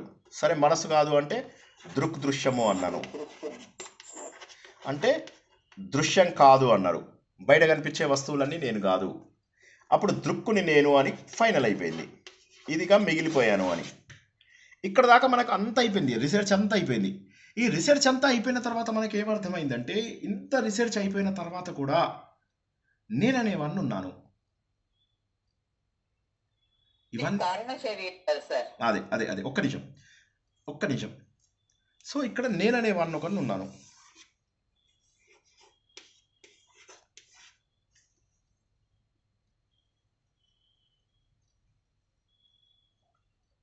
ఈ సీక్వెన్స్ అందరికి అర్థమైందా లేదా? ఇది నేను గాఢ నిద్రలో, ఇది ఇంతవరకు నేను కష్టపడి ప్రాక్టీస్ చేయొచ్చు, ఈ గీత వరకు నేను కష్టపడి ప్రాక్టీస్ చేయొచ్చు ధ్యానం లోపల. కానీ ఈ చివరిది నేను ఎలా గుర్తించాలి? ఈ నేను అనేటటువంటిది ఎలా గుర్తించాలి? ఇప్పుడు దృక్ అనేది తెలిసింది, దృశ్యం అనేది అర్థమైంది, మనస్సులో చిత్తం అనేటటువంటిది అర్థమైంది, దీనికంటే ముందు శరీరము అనేది అర్థమైంది. కానీ నేను గాఢ నిద్రలోకి వెళ్ళినప్పుడు ఏదైతే నేను అనేటటువంటిది ప్రకాశిస్తూ కనిపిస్తోంది. సో అప్పుడు ఏమైపోయిందంటే, దీన్ని దృక్కునేమో అహం అంటారు, దృక్కుని అహం అంటారు. ఈ దృశ్యంనేమో ఇదం అంటారు. ఇదం అంటే ఇవి, ధనమూలమిదం జగత్, భార్యామూలమిదం జగత్, గుణమూలమిదం జగత్ అంటాం కదా. ఇదం అంటే విషయాలు, ఇదం అనుకున్నాం ఫస్ట్, కానీ కాదు, వాటన్నిటి కట్ చేసాం. తర్వాత అహంలోకి వచ్చాను. ఈ అహం రెండు రకాలు, ఒకటేంటంటే దృశ్యం రూపంలో, దృక్ రూపంలో ఉంది, మరొకటి ఒక తెలియనటువంటి దాని అసలు స్వరూపం రూపంలో ప్రశాంతంగా ఉంది. అహం అనేటటువంటిది, నేను అనేది ఏదైతే ఉన్నదో మనకు బాగా తెలిసింది. మనకు యాక్చువల్గా చాలా ఈజీ అనిపిస్తుంది కదా, ఆ దృక్ స్టేజ్కి రావడమే మనకు ఒక జీవితం సరిపోదు. సాధన చేసేవాడికి చాలా ఫాస్ట్గా అయిపోతుంది, సాధన చేయని వాళ్ళకి ఆ దృక్ అనే స్థాయి కూడా ఉందని తెలియదు. ఏం చేయాలంటే ఠక పారాయణాలు చేసేస్తారు, అడావిడి చేసేస్తారు, గోల చేస్తారు, సహస్ర గలార్చన, లక్ష గలార్చన, కోటి గలార్చన, మహాభక్తుల గ్రూప్స్ ఇవన్నీ తయారైపోతాయి. కానీ ఇక్కడ ఆలోచిస్తూ దృక్ స్థాయికి రావడమే కష్టం. దృక్ స్థాయికి వచ్చినాక అహం అనేటటువంటి వృత్తి, అంతకంటే ముందు ఇదం అనేటటువంటి వృత్తిలో ఉన్నాను. ఇదం అంటే విషయాలు, దృశ్యాలు, వృత్తులు, కనిపించే విషయాలన్నీ, నేను ఆలోచించి చేసిన విషయాలన్నీ ఇదం, కానీ మిగిలింది అహం. కానీ ఇప్పుడు ఏమనిపిస్తుందంటే, అహం అనేది సరిపోదు, ఈ అహం అనేది కూడా రెండు భాగాలు ఉండాలి. ఈ అహం అనే రెండు భాగాలలో మొదటి భాగం ఏదైతే ఉన్నదో, ఇది ఈ ప్రపంచంలో నేను అన్ని విషయాలు గ్రహించడానికి, చూడడానికి కారణమవుతుంది. మరొక అహం ఉన్నది, అది చైతన్యవంతమైనటువంటి స్వరూపము. అహము రెండు రూపాలు. ఒక అహం ఏమైతుంది, దృక్కు రూపంలో ప్రపంచాన్నంతా చూస్తుంది. ఇంకొక అహం ఏం చేస్తుందంటే, చైతన్య రూపం లోపల ప్రశాంతంగా ఉన్నది. ఒక్కసారి అర్థం కాని వాళ్ళు చెప్పండి. ఇప్పటిదాకా నేను అహం అంటే కేవలం దృక్ అని మాత్రమే అనుకున్నాను, ఆ స్థాయికి రావడమే చాలా కష్టం. కానీ నేను ఇప్పుడు ఏం చేశాను, అహం అనేటటువంటిది దృక్కుతో పాటు గాఢ నిద్రలో ఉన్నప్పుడు నన్ను ఏ చైతన్యం అయితే నన్ను శరీరంలో నిలబెడుతోందో అది నేను అని చెప్పేసి అనుకుంటున్నాను. నన్ను సాక్షిభూతంగా చూస్తున్నటువంటిది నేను అని అనుకున్నాను. మిగిలిపోయింది అన్ని పోగా మిగిలిపోయినటువంటిది అని అనుకున్నాను. ఓకే, ఒక ఎగ్జాంపుల్ చెప్తా.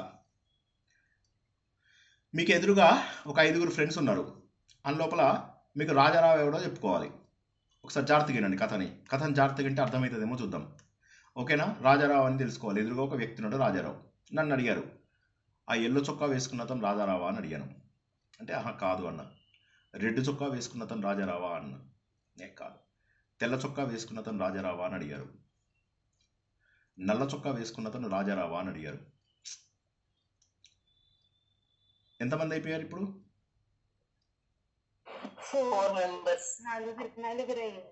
ఇప్పుడు ఆ లాస్ట్ పర్సన్ గురించి అడుగుతారా మీరు? ఇంకా ఉన్నది 5గురు. అది నేను అడిగాం. అతని గురించి అడుగుతారా? అది నేను అడగం సార్, ఒక్క నిమిషం. నేను దాకా రాలేదు. ఆ 5వ వ్యక్తి గురించి అడుగుతారా మీరు? అడగరు. అడగం.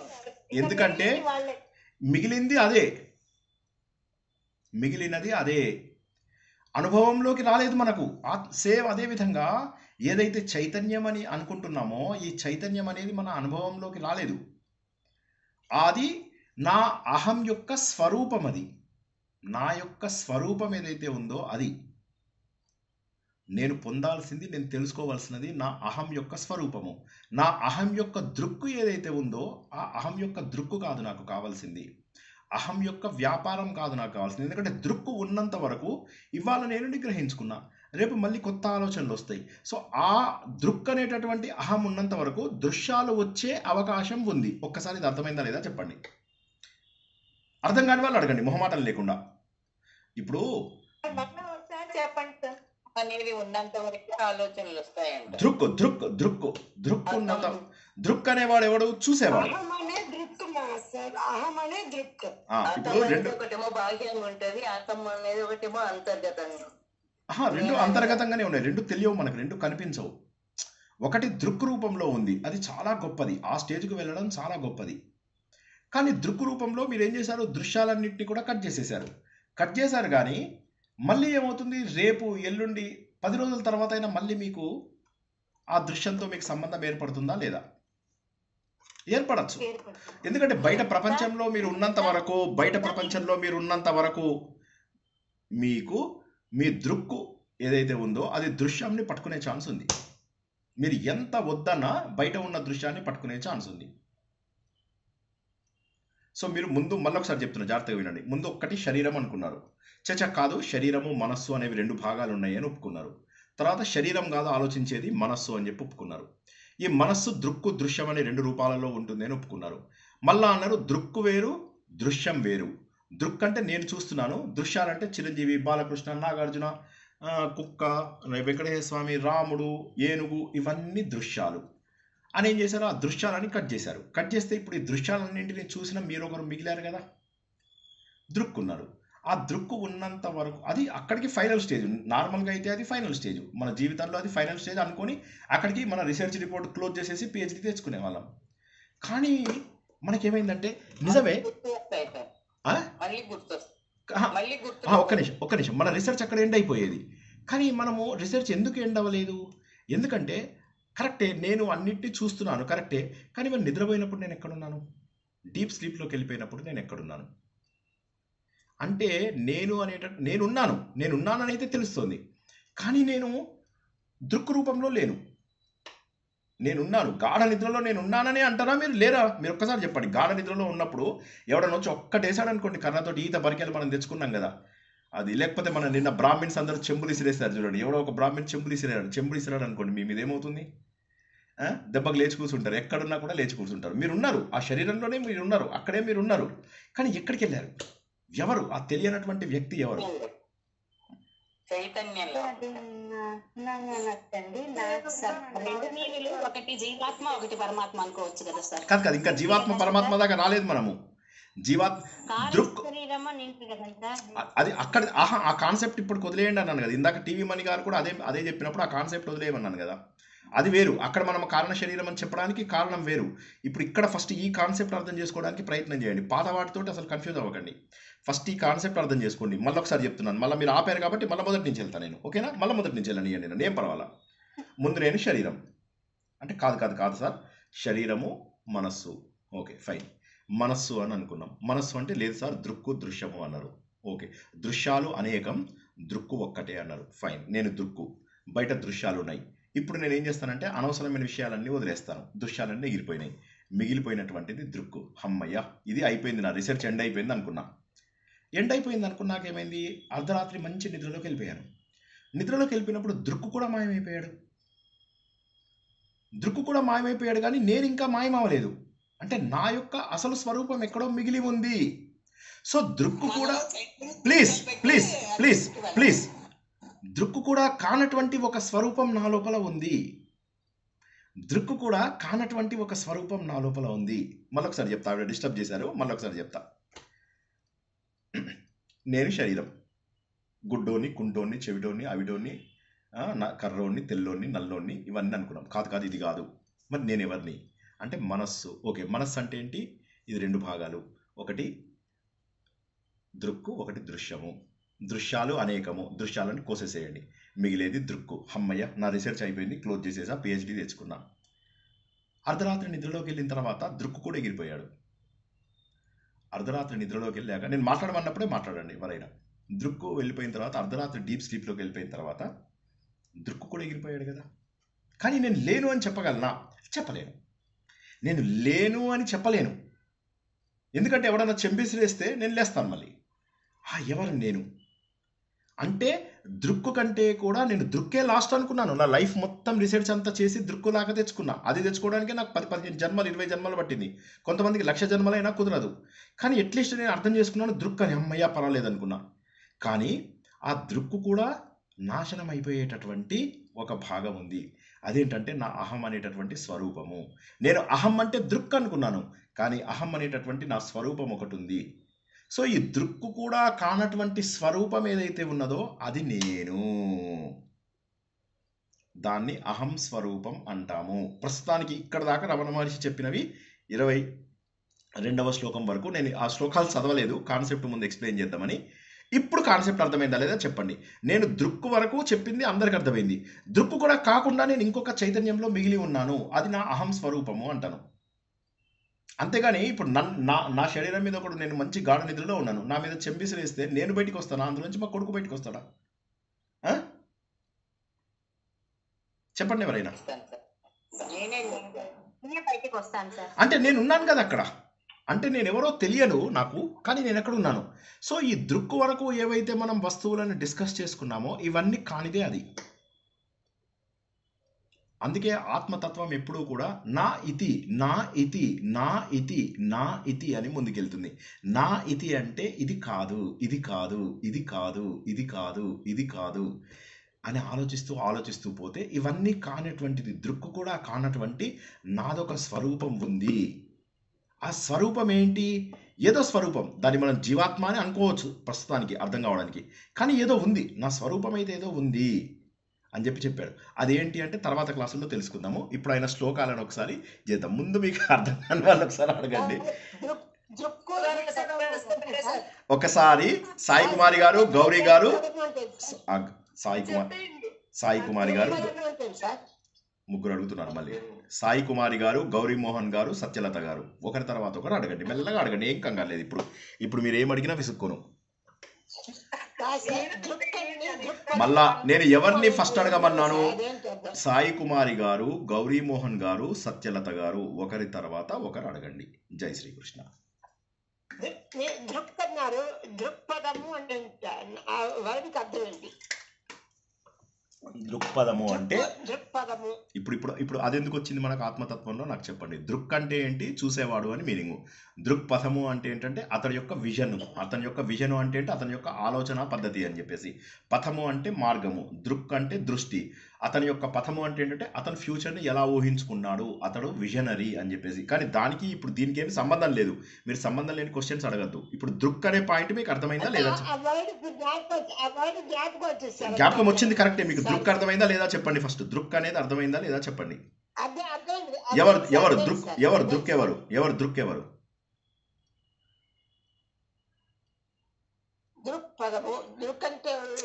పదము వదిలేయండి అమ్మా. పదాన్ని బయటపడేయండి. దృక్ అంటే ఎవరు? చూసేవాడు దృక్కు. సార్ మీ పేరు సాయి కుమారినా? సాయి కుమారి అయితే చెప్పండి. అవును సార్. ఆయన వేణుగోపాల్ గారు కూడా చెప్తుంటే ఎవరిని అడిగితే వాళ్ళే చెప్పండి కదా, కన్ఫ్యూజ్ అయిపోతారు. ఇది కష్టమైన క్లాస్ అని చెప్పినప్పుడు డిసిప్లిన్గా ఉండాలి. సాయి కుమారి మేడం చెప్పండి, దృక్ అంటే ఏంటి? అదే మిమ్మల్ని అడుగుతున్నాను సార్. దృక్ అంటే ఏంటి, దృక్పథము అంటే రెండు నాకు ఇప్పుడు జ్ఞాపకం వస్తాను కదా సార్ మిమ్మల్ని. ఓకే, మీకు వాళ్ళ క్లాస్ అర్థం కాలేదు. సరే ఒకసారి మొత్తం వినండి.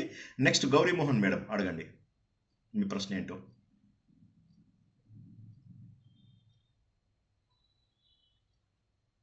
ఓకే, సత్యలత గారు మీ ప్రశ్న ఏంటో అడగండి. ఇది లేదు, ఇది కాదు అన్నప్పుడు మనము అన్నది ఏంటి? ఏంటమ్మా మీ ప్రశ్న ఏంటి చెప్పండి. ప్రశ్న ఇది కాదు ఈ స్వరూపం ఇది కాదు అని మనం ఒక్కొక్క స్టెప్ వెళుతున్నాం కదా సార్. అవును,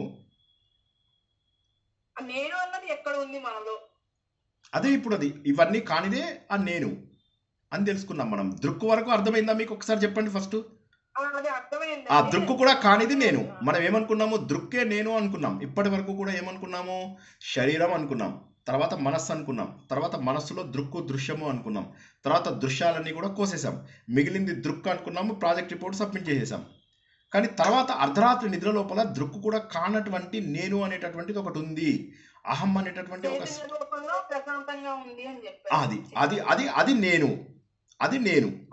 అది నేను, అదేంటో ఇంకా తెలియదు మనకు, అదేంటో తెలియదు.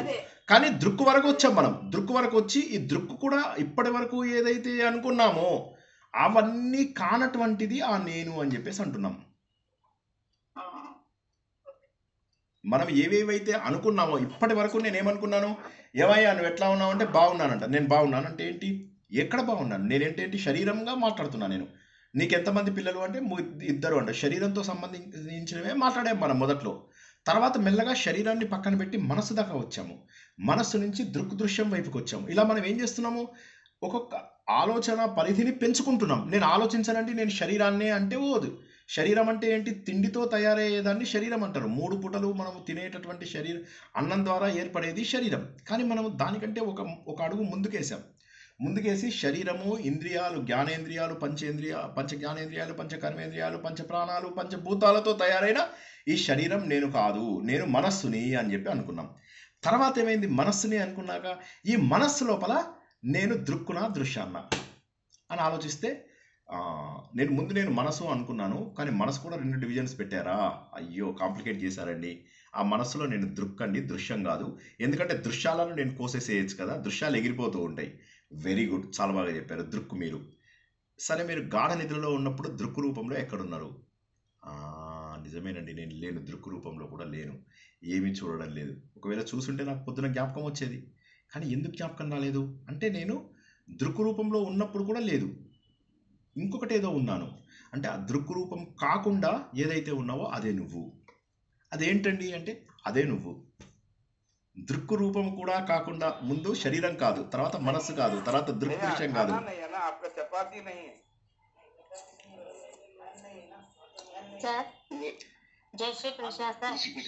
అక్కడ చపాతీలు కావాలంటున్నారు ఆయన. ఏం చేస్తాం మనం చెప్పండి. ఒక్క నిమిషం మ్యూట్ చేస్తారు. ఎవరైనా మ్యూట్ చేయగలరా? ఎవరైనా ప్లీజ్. ఓకే, ఒక్కసారి చెప్పండి. ఇప్పుడు నెక్స్ట్ ప్రశ్న ఏంటో చెప్పండి. మీకు ఫస్ట్ అర్థమైందా? దృక్కు తర్వాత ఏదైతే మిగిలిందో అది నేను. ఇప్పుడు చెప్పండి. శైలజ మేడం చెప్పండి. పద్మావతి మేడం, శైలజ గారి తర్వాత పద్మావతి మేడం చెప్పండి. దృక్కు వరకు వచ్చినాం కదండి సార్. ఇప్పుడు అంటే నెక్స్ట్ స్టెప్ మనం అంటే మామూలుగా గమనించేది దృక్కు ఇవన్నీ వదిలిపెట్టండి సార్. పొద్దున్న నిద్ర లేస్తూనే ఎంత ప్రశాంతంగా హ్యాపీగా ఉంటుంది కదండి సార్, ఫుల్ ఆఫ్ ఎనర్జీ లాగా అనిపిస్తుంది కదండి సార్. అప్పుడు మనం ఆహా అనేసి అంటే మనం ఆ చైతన్య స్వరూపాన్ని కానీ అది మీరు ఏదైనా కానీ దృక్కు దాటిన దాన్ని అనుభవించుంటాము కాబట్టి ఆ ఆనంద స్వరూపము అనేది మనకు ఆ ఎనర్జీ, ఆ ఆనంద స్వరూపము, మనశ్శాంతి అనేది దక్కుతుందేమో అనేది నేను చెప్పాలనుకున్నాను సార్. 100% కరెక్ట్. పద్మావతి మేడం చెప్పండి ప్రశ్న. అంటే తెలియజేద్దాను కదా, దృక్కు దుఃఖం రాకపోతే మిగిలిన ఆత్మస్వరూపం. కరెక్ట్. ఆత్మస్వరూపానికి ఏ వికారాలు ఏది ఉండదు కాబట్టి మనకు ఏం తెలియదు. అది ఏ వికారం లేదు కాబట్టి అది శుద్ధ చైతన్యం అని అనుకోవచ్చు. కరెక్ట్. జై శ్రీకృష్ణ. కరెక్టే సార్. జై శ్రీకృష్ణ. కరెక్ట్. ఇప్పుడు ఇన్ని రోజుల పాటు మనము శరీరం దగ్గర ఆగిపోయిన వాళ్ళము ఒక్కొక్క అడుగు ముందుకేస్తూ నేను శరీరం కాదు. ఇప్పుడు శరీరము అనుకున్నప్పుడే మీకు ప్రాబ్లమ్స్ వస్తాయి. శరీరం అనుకున్నప్పుడే వీళ్ళ ఇంట్లో ఫంక్షన్ ఉంది, వాళ్ళ ఇంట్లో ఫంక్షన్ ఉంది, అక్కడికి వెళ్ళాలి, ఇక్కడికి వెళ్ళాలి, పిచ్చి పూజలు, పిచ్చి పారాయణలు, పిచ్చి అభిషేకాలు, వీళ్ళ కాళ్ళు వాళ్ళు మొక్కడాలు, వాళ్ళ కాళ్ళు వీళ్ళు మొక్కడాలు, కర్రలు తీసుకొని వాడినెత్తిన వీడు కొట్టుకోవడాలు, ఇవన్నీ ఎక్కడొస్తున్నాయి? శరీరం అనుకున్నందుకు. కాబట్టి నేను శరీరాన్ని కాదు, శరీరానికి అతీతమైనటువంటి వాడిని అని గుర్తించుకోవడానికి మనస్సు వచ్చింది. మనస్సు వచ్చేసరికి మనస్సు లోపల నేను ఆలోచనలన్నీ ఉన్నాయి. నాకు చుట్టుపక్కల ఆలోచనలన్నీ, ఒక్క క్షణమైన మనస్సు ప్రశాంతంగా ఉండదు. శ్రీకృష్ణ భగవాను అర్జునుడు అడుగుతాడు, ఏ క్యా కియా యార్ తుమ్, నాకు ఎట్లా అయిపోయింది జీవితం, నిమిషం ఏదో ఒకటి ఆలోచిస్తూనే ఉన్నాను. ఎందుకంటే శరీరానికి కావాలి, శరీరానికి ఏదో ఒకటి కావాలి. రోటీలు కొనుక్కోవాలి, అవి కొనుక్కోవాలి, బయట కబుర్లు చెప్పాలి, ఇంటికి ఎవరైనా వస్తే మాట్లాడాలి, బయట తిరగాలి, మార్కెట్లకు వెళ్ళాలి, అన్ని చోట్లకి వెళ్ళాలి, ప్రయాణాలు చేయాలి, అన్నీ ఉన్నాయి. కాబట్టి శరీరమే ముఖ్యం అనుకుంటున్నాం మనం. కానీ శరీరం దాటితే మనస్సు అనేటటువంటి ఒక లేయర్ వస్తుంది. ఆ మనస్సులో సంకల్పాలే మన జీవితాన్ని ఇది చేస్తున్నాయి. ఒక మనసు డిప్రెస్డ్గా కనిపిస్తాడు. శరీరం బాధ నాది కాదు, మానసిక బాధ. మనస్సుతో బాధపడ్డ వాడికి శరీరం కూడా బాధపడుతుంది. దాన్ని సైకోసోమాటిక్ అంటారు. కాబట్టి ఏమవుతుంది, మనస్సు దాకా వచ్చినప్పుడు మళ్ళా ప్రయాణం చేయండి. మనస్సేనా ఆలోచిస్తే లేదు, నా ఆలోచనలు నన్ను బాధ పెడుతున్నాయి, నా మనస్సు నన్ను బాధ పెట్టడం లేదు, నా ఆలోచనలు నన్ను బాధ పెడుతున్నాయి. అప్పుడేం చేయండి, మెల్లగా బాధ పెడుతున్న మనుషులందరినీ కూడా వాట్సాప్లలో, టెలిగ్రామ్లలో మీ జీవితంలోంచి బ్లాక్ చేసి పారేయండి. సింపుల్. ఫస్ట్ చేయాల్సిన సాధన ఏంటి? ఆత్మ సాధన అంటే ఏంటి సార్? ఇప్పుడు అంతా చెప్పిన తర్వాత సార్ అన్నీ చెప్పారు, అర్థమైంది, కానీ రాముడికి సీత ఏమవుతుందో ఒక్కటి మాత్రం మిస్ అయిపోయారు సార్. మీరు అంటే నేను తరకాయ ఎక్కడ కొట్టుకోవాలి? సో కాబట్టి ఆత్మ జ్ఞానం కోసమే ఇది మనం చేస్తున్నాం. అంటే ముందుగా మనం ఏం చేస్తున్నాం అంటే, నేను శరీరం కాదు అనే భావనని ముందు గట్టిగా పెట్టుకోండి. ఎందుకంటే శరీరం ముడతలు పడిపోయింది, ముసలితనం వచ్చేసింది, తెల్ల వెంట్రుకలు వచ్చాయి, రోగాలు వచ్చాయి. ఇంకా నేను ఏదో చేద్దాం, ఏదో పిగుదాం, ఏదో సాధిద్దాం అనుకుంటే అది తప్పు. కాబట్టి రెండవ స్థాయిలోకి మనం వెళ్ళాలి. ఆ రెండవ స్థాయి ఏంటంటే మానసిక స్థాయి. మనసుతో ఈ బయట ఉన్నటువంటి ప్రపంచంతో ఉన్న సంబంధాలన్నీ టక్కు తెంచుకోవాలి. తెంచుకుంటే ఉద్ధృతి తగ్గుతుంది. అలా అని చెప్పి మీరు ఆత్మస్వరూపులు అయిపోరు, ఉద్ధృతి తగ్గుతుంది. తగ్గిన తర్వాత మిగిలేది దృక్ స్వరూపము. అది చాలా ప్రశాంతంగా ఉంటుంది. కాకపోతే ఈ ప్రశాంతమైనటువంటి దృక్ స్వరూపము నువ్వే, కానీ ఎప్పుడైనా పాడయ్యే ఛాన్స్ ఉంది. నేను మీకు ఒకసారి చెప్పాను అనుకుంటా, మీకు ఇది ఇంతకుముందు 2011 వరకు నేను చాలా ప్రశాంతంగా, అసలు 5 నిమిషాల లోపల మా వైఫ్ కాఫీ తెచ్చే లోపల నేను ధ్యాన స్థితిలోకి వెళ్ళిపోయేవాడిని. లేచేసరికి అరగంట 40 నిమిషాలు 50 నిమిషాలు అయిపోయేది. బాగుందని. ఆ తర్వాత ఏమైంది, అలాంటి ప్రశాంత స్థితి లోపల అనుకోకుండా అపార్ట్మెంట్ గొడవల్లో వీటిల్లో పడ్డ తర్వాత ఏమైంది, వెనక్కి వెళ్ళిపోయాను. ఆ తర్వాత ఎంతసేపు చేసినా కూడా కుదిరేది కాదు. సో కాబట్టి దృక్కు ఉన్నంత వరకు ఈ దృశ్యములు తప్పేటట్టు లేవు. కాబట్టి ఏంటి, ఆ దృక్కు కూడా మాయమైతే కానీ నువ్వు ఇంకా పూర్తి ప్రశాంతతకు వెళ్ళవు. ఆ దృక్కు కొద్దిసేపు మాయమైనా ఎంతో హ్యాపీగా ఉంది. ఉదాహరణకి అర్ధరాత్రి నిద్ర లోపల దృక్ అనేవాడు మాయమైపోయాడు. ఎంత ఆనందంగా ఉంది, అబ్బా చాలా బాగుంది, మస్తు నిద్ర పట్టింది. అది నేను అంటే ఏంటి, ఆ దృక్కును కూడా మాయం చేయగలిగేటటువంటిది సాధన ద్వారా మాత్రమే వస్తుంది. ఆ దృక్కును కూడా మాయం చేస్తే దొరికేటటువంటిది నేను. అంచెలంచెలుగా ఎదగాలి మనము. ఇదే ఆత్మ సాధన, ఇదే ఆత్మ శోధన చేస్తూ మనం ఆనందాన్ని సంపాదించుకుంటాం. ఇప్పుడు ఒక్కసారి 5 శ్లోకాలు చదువుకుందాము. డీటెయిల్గా ఎక్స్ప్లెయిన్ చేశాను, కానీ ఒక్కసారి 5 శ్లోకాలు చదువుకుంటే మీకు అర్థమవుతుంది. నేను ఎక్కడ వీలైతే అక్కడ బ్రేక్ చేస్తాను. నేను చూసుకుంటూ చదువుతున్నాను, కొద్దిగా బ్రేక్ చాలా కష్టం, చాలా కష్టం, సాధన చాలా కష్టం. అదే సాధన వదిలేయండి, కష్టం వదిలేయండి. ఫస్ట్ మీకు కాన్సెప్ట్ అర్థమైందా చెప్పండి. ఎలాగండి తెలివిగా ఉండగా నిద్దట్లో ఉన్న ప్రశాంతత అనుభవిస్తున్నది మనం నిజ జీవితంలో పొగలు కూడా ఎలాగా దాన్ని అనుభవించడం. అదే కదా ఇప్పుడు మనం తెలుసుకుంటున్నది. ఆలోచనలు ఉండేవి కదా సార్, ఆలోచన పోయినప్పుడే నిద్ర వస్తుంది. అవునవును, ఆలోచనలు పోవడమే కాదమ్మా. ఒక్క నిమిషం, మీకు అర్థం కాలేదు అయితే అర్థం కాలేదు. మళ్ళీ ఒకసారి మొదటి నుంచి చెప్తా వినండి. మీరు ఎవరెవరు నన్ను ఎప్పుడెప్పుడు కన్ఫ్యూజ్. ఇప్పుడు ఏమవుతుందంటే, మహేష్ బాబు సినిమా లోపల అందరూ కలిసి సరౌండ్ చేసేసి కొట్టేస్తే ఈయన కన్ఫ్యూజన్లో ఎక్కువ మందిని కొట్టేస్తాడు. చూసారా ఆ సినిమా? దూకుడు సినిమానా? అందులోపల. అట్లా ఇప్పుడు మీరు కన్ఫ్యూజ్ అవుతున్నారు. ఆలోచనలు పోయినందుకు గాఢ నిద్ర రాదు. ఆలోచించే వాడు కూడా పోయాడు అని అర్థం చేసుకోమని చెప్తుంటే మీరు మళ్ళీ ఆలోచనలు పోయాయి అంటారేంటి? ఆలోచనలతో పాటు ఆలోచించే వ్యక్తి కూడా ఎగిరిపోయాడు. అర్థమైందా కాన్సెప్ట్? ఆ దృగ్గు కూడా మాయమైపోవాలంటున్నారు సార్. అది సో మనం అసలు వాళ్ళని మనం తెలుసుకోగలుగుతాం. అది అనిర్వచనీయమైనటువంటి ఆనందము. అది మరి సార్ నాకు తెలుసు, మీకు ప్రతిరోజు రాత్రి వస్తుంది ఆ అనుభవం. కానీ అది నేను అనుభవపూర్వకంగా తెలుసుకోవాలి అంటే ఆలోచనలు కాదు, ఆలోచించే వాడిని కూడా నాశనం చేయమంటున్నారు ఆయన. నేను అదే చెప్పే కదా, ఆయన బౌన్సర్లు వేయడం ప్రారంభించారు. ఆయన లాస్ట్ స్లాగ్ ఓవర్స్ అయ్యేసరికి ఏం చేస్తున్నారంటే ధన బౌన్సర్ చేస్తున్నారు రమణ మహర్షి. అది అర్థం చేసుకోవడం కష్టము. నేను మీకు 1వ తరగతి వాడికి చెప్పినట్టుగా చెప్తున్నా. 1వ తరగతి వాడికి చెప్పినట్టుగా చెప్తున్నప్పుడు మీరు ఏం చేయాలి, ఇంకా కాస్త ఎక్స్ట్రా శ్రద్ధ పెట్టి అర్థం చేసుకోవాలి. చేసుకుంటే ఏమవుతుంది, ఇప్పుడు ఒకసారి ఆలోచనలు కాదు ఆలోచించే వాడిని కూడా మాయం చేస్తే మిగిలేది నువ్వు. ఎందుకంటే నువ్వు ఆలోచించే వాడు ఉన్నంత వరకు ఆలోచనలు వస్తాయి. కాబట్టి ఆలోచించే వాడు కూడా నాశనం అయిపోవాలి, అది నువ్వు అంటాడు. ఇప్పుడు మనము 18వ శ్లోకం నుంచి, అందరికీ ఇవి ఉన్నాయా శ్లోకాలు ఎదురుగున్నాయా? నేను ఒక్కొక్కటి కొద్దిగా విడదీసుకుంటూ చదువుతాను. ఎదురుగా ఒకసారి అందరు చూసుకుంటానండి. నేను విడదీసుకుంటూ చదువుతాను. ఒక్కొక్కటి శ్లోకం యొక్క అర్థం చెప్తాను, విడదీసుకుంటూ చెప్తాను. ఇది ఇవాళ వీడియోని వీలైనన్ని సార్లు చూడండి. ఒక 10 సార్లు 20 సార్లు ఒక్కొక్కళ్ళు చూడండి. చూస్తే మీకు ఇంకా అర్థమవుతుంది. అర్థమైన తర్వాత మీకు ఒక స్టేజ్ తర్వాత ఆనందం ఇట్లా పొంగిపోతుంది. వృత్తయస్త్వహం వృత్తిమాశ్రితా వృత్తయః మనః విద్ధి అహం మనః. వృత్తులు ఏవైతే ఉన్నాయో ఈ వృత్తులన్నీ కూడా, బయట ఉన్నటువంటి వృత్తులన్నీ కూడా, వృత్తులు అంటే ఈ కనిపించే దృశ్యాలు, ఈ కనిపించే ఆలోచనలు, ఈ వృత్తులు. వృత్తయః అంటే ప్లూరల్ ఫ్రమ్, వృత్తులన్నీ కూడా. తు అయితే అహం వృత్తి పైన ఆశ్రయమైనవి. వృత్తయస్త్వహం వృత్తిమాశ్రితాః వృత్తయః మనః విద్యహం మనః విద్ధి అహం మనః. విద్ధి అంటే తెలుసుకో, అహం మనః ఇది నీ అహం అని చెప్పి తెలుసుకో. ఈ బయట కనిపిస్తున్న వృత్తులన్నీ కూడా అహం అనేటటువంటి దానిపైన ఆధారపడ్డాయి. అహం అంటే నేను అనే దానిపైన ఇవన్నీ ఆధారపడ్డాయి. అహం అనేవాడు ఒక్కడే. బయట కనిపించే వృత్తులు లేదా దృశ్యాలు లేవా ఆలోచనలు ఇవన్నీ అనేకము.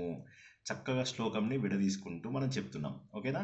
నెక్స్ట్ తర్వాత ఏమంటాడు, అహం అయం కుతో భవతి చిన్వతః ఐపతత్యహం నిజ విచారణం.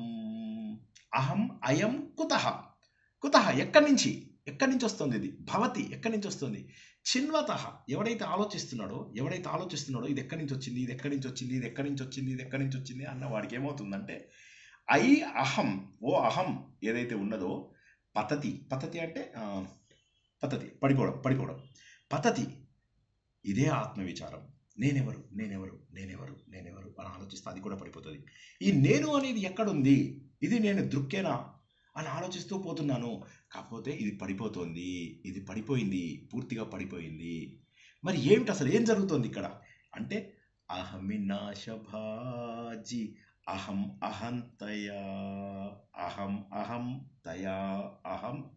తయా స్ఫురతి హృత్ స్వయం పరమపూర్ణ సత్. అహమినాశభాజి, అహం నాశం అవగానే, అహం అనేటటువంటి వృత్తి నాశనం అవగానే, దృక్కు కూడా నాశనం అవగానే, అహం తయా నేనుగా స్ఫురతి హృత్ స్వయం. హృత్ నేను అని చెప్పేసి గుండె కొట్టుకుంటూ ఉంటుందయ్యా. ఆ దృక్ అనే భావన పోతే గుండె కొట్టుకుంటూ ఉంటుంది. అదేంటి? పరమపూర్ణ సత్, పరమపూర్ణమైనటువంటి, ఏ విధమైనటువంటి వంకలు లేనటువంటి పూర్ణమిదం లోపల మనం ఏం తెలుసుకున్నాం? ఒక సంపూర్ణమైన ఆత్మస్వరూపం తెలుసుకొని అది నీ హృదయంలో ఆనందంగా కొట్టుకుంటూ ఉంటుంది. నీ హృదయంలో ఆనందంగా కొట్టుకుంటుంది. హృదయ కుహర మధ్య కేవలం బ్రహ్మ మాత్రం అహం అహం ఇది సాక్షాత్ ఆత్మరూపేణ భాతి అని చెప్పేసి ఆయన చెప్తున్నారు. చాలా అద్భుతమైనటువంటిది. అక్కడ నీకు ఆత్మతత్వం తెలుస్తుందయ్యా. మరి ఎలాగా, ఇది ఎలా నాకు తెలుస్తుంది అంటే ఆయన అంటున్నాడు అనమాట. అది ఎలా తెలుస్తుంది అంటే ఇదం అహం పదం అభిఖ్యం అన్వహం. అభిఖ్యం అన్వహం అహమిలీనకే అపి అలయ సత్తయా. ఇదం, ఇదం అంటే ఇది, అహం నేను. ఈ రెండు పదాలతో ఏదైతే అభిఖ్య, అభిఖ్య అంటే విచ్ వాజ్ ఎక్స్ప్లెయిన్డ్ ఎల్యూసరేటెడ్, తెలియజేసింది ఏదైతే ఉన్నదో ప్రతిదినము, అది ఆ అహం లీనమైనా కూడా బతికే ఉంది అన్నాడు. ఇప్పుడు ఇక్కడ మళ్ళీ ఒకసారి ఆప్తా. దృక్కు ఏదైతే నేను నేను నేను నేను అని చెప్పి తెలుస్తుందో అది నాశనం అయిపోయిన తర్వాత కూడా నువ్వు ఒక సత్యమైన స్వరూపంగా తెలియబడుతున్నావు అన్నాడు. ఇది ఈ శ్లోకం అర్థం కాని వాళ్ళు అడగండి ఒకసారి. ఆయన ఏమంటున్నాడు, దృక్కు రూపంలో నువ్వు ఏదైతే అహం అహం అని ఇంతకుముందు తెలుసుకున్నావో అది దృక్కు రూపంలో, ఆ దృక్కు కూడా నాశనం అయిపోయినప్పటికీ కూడా అహమి లీనకే అపి, అహం అనేటటువంటిది లీనమైపోయిన తర్వాత కూడా అలయ సత్తయ, లయం కాకుండా సత్యంగా మెరుస్తూ ఉన్నది. అర్థం కాని వాళ్ళు అడగండి.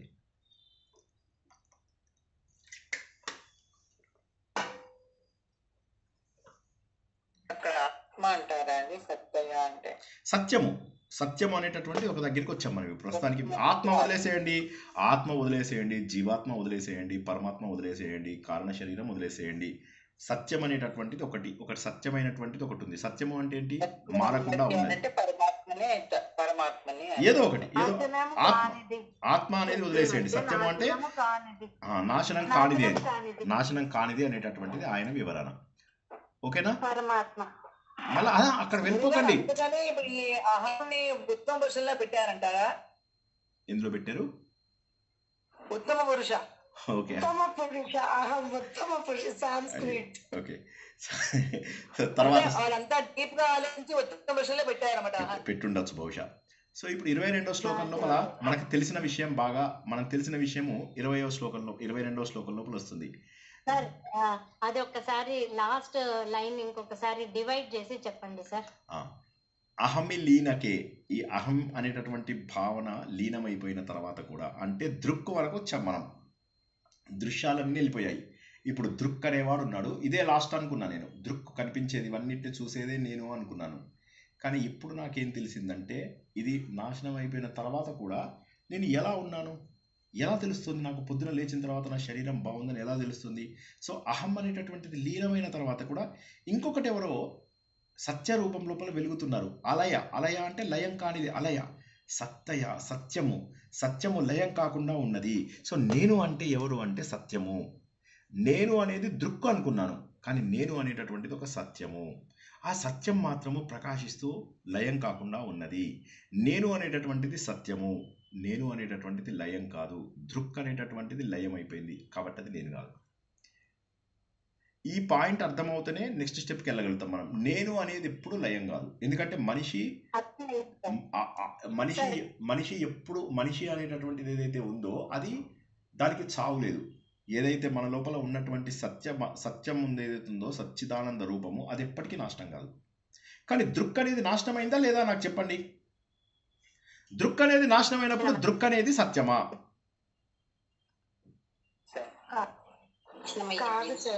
దృక్ అనేది సత్యం కాదు. మన శరీరం పడిపోతుంది కాబట్టి శరీరం సత్యమా? ఒక్క నిమిషం. శరీరం పడిపోతుంది కాబట్టి శరీరం సత్యమా? శరీరం మార్పు చెందుతుంది కాబట్టి శరీరం సత్యమా? కాదు. పక్కన పడేయండి. మనస్సు ఉంది. మనస్సు లోపల రకరకాల ఆలోచనలు వస్తున్నాయి. ఈ ఆలోచనలు జీవితాంతం ఉంటాయా? ఉండవు. కాబట్టి అవి శాశ్వతమా? అవి శాశ్వతం కాదు. అది కూడా నేను కాదు. వాటిని చూసేటటువంటి వ్యక్తి దృక్ అనేవాడు శాశ్వతం అయ్యుండే ఛాన్స్ ఉంది. కానీ వాడు కూడా నిద్రలో ఉన్నప్పుడు వాడు కూడా పడిపోయాడు. దృక్ అనేవాడు ఎవడైతే ఉన్నాడో వాడు ఇదే నేను అహం అహం అహం అహం, ఇది నేను అహం, అది ఇదం, అహం ఇదం, అహం ఇదం, అహం ఇదం అంటున్నాడు. కానీ ఆ అహం అనేవాడు కూడా పడిపోయాడు. ఇప్పుడు నిద్రపోతున్నప్పుడు డీప్ స్లీప్లోకి వెళ్ళిపోయినప్పుడు అహం కూడా కనిపించలేదు మనకు. మరి ఎవరు మిగిలారు అంటే లయం కానట్టు అనురాధ గారు ఇదం ఇదం మిగిలిందండి సార్. ఇదం ఇదం మిగలలేదండి బాబు, మళ్ళా ఇదం మిగలలేదు. హో దేవుడా, మళ్ళా వద్దొద్దు. లయం కాని ఒక సత్యం అనేది మిగిలింది. కాదు ఆవిడెవరో ఇదం అన్నారు. లయము కాని ఒక సత్యము మిగిలింది. రైట్, ఆవిడెవరో ఇదం అన్నారు. సరే, ఇప్పుడు మళ్ళీ ఒకసారి మళ్ళీ మొదటి నుంచి వస్తాను, వినండి. శరీరం నేను, శరీరం పడిపోతుంది. కాదు, అయితే నేను శరీరం కాదు. సో కాబట్టి నేను మనస్సు అయి ఉండొచ్చు. మనస్సు రెండు భాగాలు చేశాను మళ్ళీ నేను, అహం అని ఇదం అని. ఇదం అంటే ఆలోచనలు, అహం అంటే నేను. అహం నుంచి ఇదం వరకు ఉన్నటువంటి ఆలోచనలలో ఇదం అన్ని పడిపోయాయి. ఇదం ఎక్కడ మిగిలింది? ఇప్పుడు ఇందాక ఎవరో అన్నారు ఇదం మిగిలింది అని. ఇదం ఎక్కడ మిగిలింది? ముందే ఎగిరిపోయింది. ఇదం ఎప్పుడో వెళ్ళిపోయింది. అహం మిగిలింది. హమ్మయ్య, అహం మిగిలింది అని నేను సంతోషపడేసరికి, నిద్రలోకి గాఢ నిద్రలోకి వెళ్ళేసరికి అహం కూడా ఎగిరిపోయింది. కానీ మిగిలింది ఏంటి? నేనైతే ఉన్నాను ఖచ్చితంగా. ఆ మిగిలిపోయినటువంటిదే సత్యము. అదే అలయ సత్తయ, లయం కానటువంటి సత్యం ఏదైతే ఉందో అది మిగిలిపోయి ఉన్నది. లయం కానటువంటి ఒక అద్భుతమైనటువంటి సత్యం మిగిలిపోయి. ఇది ఎవరికైనా అర్థమైందా లేదా? ముందు ఒకసారి చెప్పండి. పర్లేదు, ఇది ఇవాళ క్లాస్లో ఇది తేలితే కానీ. సత్యం కనుక్కోవాలంటే ఇదే సత్యం. లాస్ట్ ఏమైందంటే సత్యం ఆన్సర్. సత్యం కనుక్కోనికి ఇన్ని తిప్పలు పడాలి. ఇన్ని మొదటి నుంచి రావడం 30 శ్లోకాల్లో లాస్ట్ సత్యం కనుక్కోనికే మొత్తం 20 అయినాయి, 30 ఎక్కడైనాయి. ఆయన ఇంకా తర్వాత ఇంకా బౌన్సర్లు వేస్తారు ఆయన. ఓకేనా? ఇప్పుడు మీకు ఇప్పటిదాకా సత్యం అని చెప్పకూడదు సార్.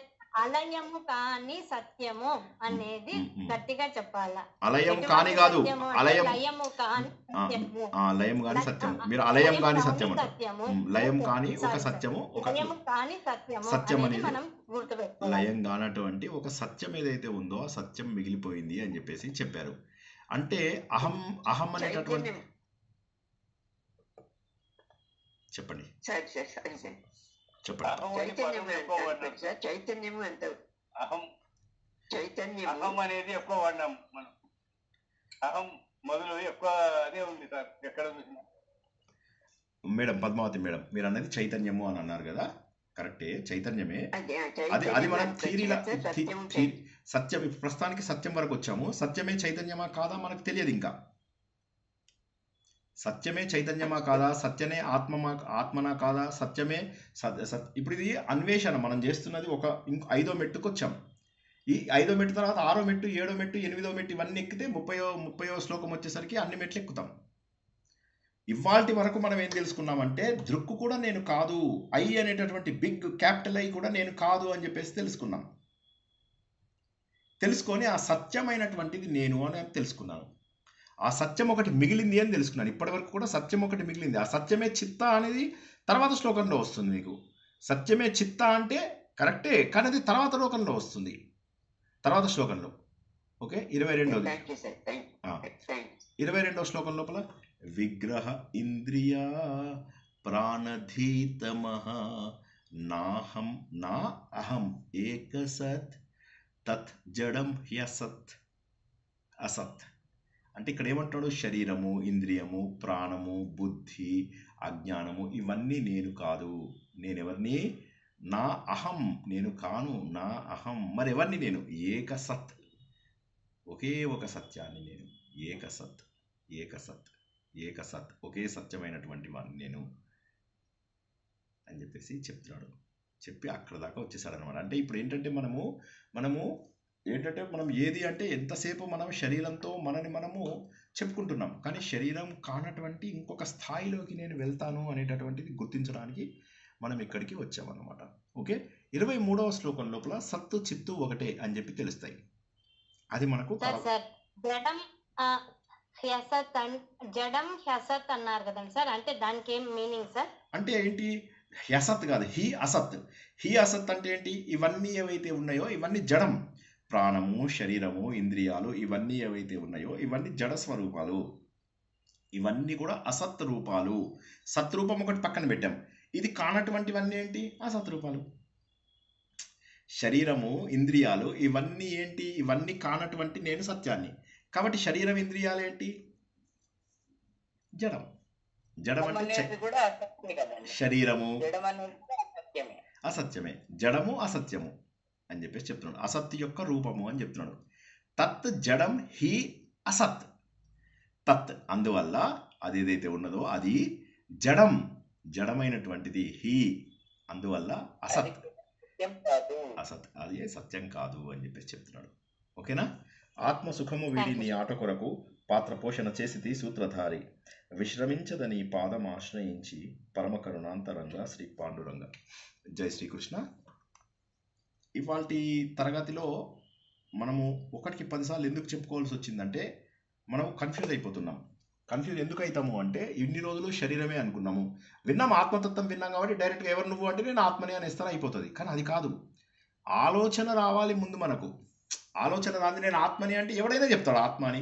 దానికోసం ఇంత ఇప్పుడు రమణ మహర్షి స్టోరీలన్నీ వినాల్సిన అవసరం ఏముంది? ఎవరైనా చెప్తారు నేను ఆత్మస్వరూపుణ్ణని. మీరు ఈవెన్ ఫారినర్స్ని అడిగినా కూడా yes I'm a body and I have a soul అంటాడు వాడు. మరి వాడికి మనకి ఇక్కడ ఏమైంది? మనం ఆలోచన ద్వారా తెలుసుకుంటున్నాం. ఆలోచనలో ఏం తెలుసుకుంటున్నాం? ముందు నేను శరీరాన్ని అనుకుంటున్నాను, కానీ అక్కడ కండిషన్ ఏంటి? ఏదైతే శాశ్వతమో అది పడిపోదు. నేను శాశ్వతం, నేను శాశ్వతం కాబట్టి నేను ఈ శరీరము అనుకుంటే నేను పడిపోతున్నాను, కాబట్టి నేను అశాశ్వతం. పడయం కాబట్టి నేను ఈ శరీరం కాబట్టి శరీరం అశాశ్వతం. ఓకే, నేను మనస్సు అయి ఉండొచ్చు, ఎందుకంటే అన్ని రకాలుగా నేను నిగ్రహిస్తున్నది మనస్సుతోటి. ఆలోచనలన్నీ వస్తున్నాయి అంటే ఆలోచనలలో నువ్వు లేవు, ఆలోచనలని కట్ చేసేయి. ఓకే, ఆలోచనలన్నీ కట్ చేస్తే మిగిలినటువంటిది నేను అంటే ఎస్ కరెక్ట్.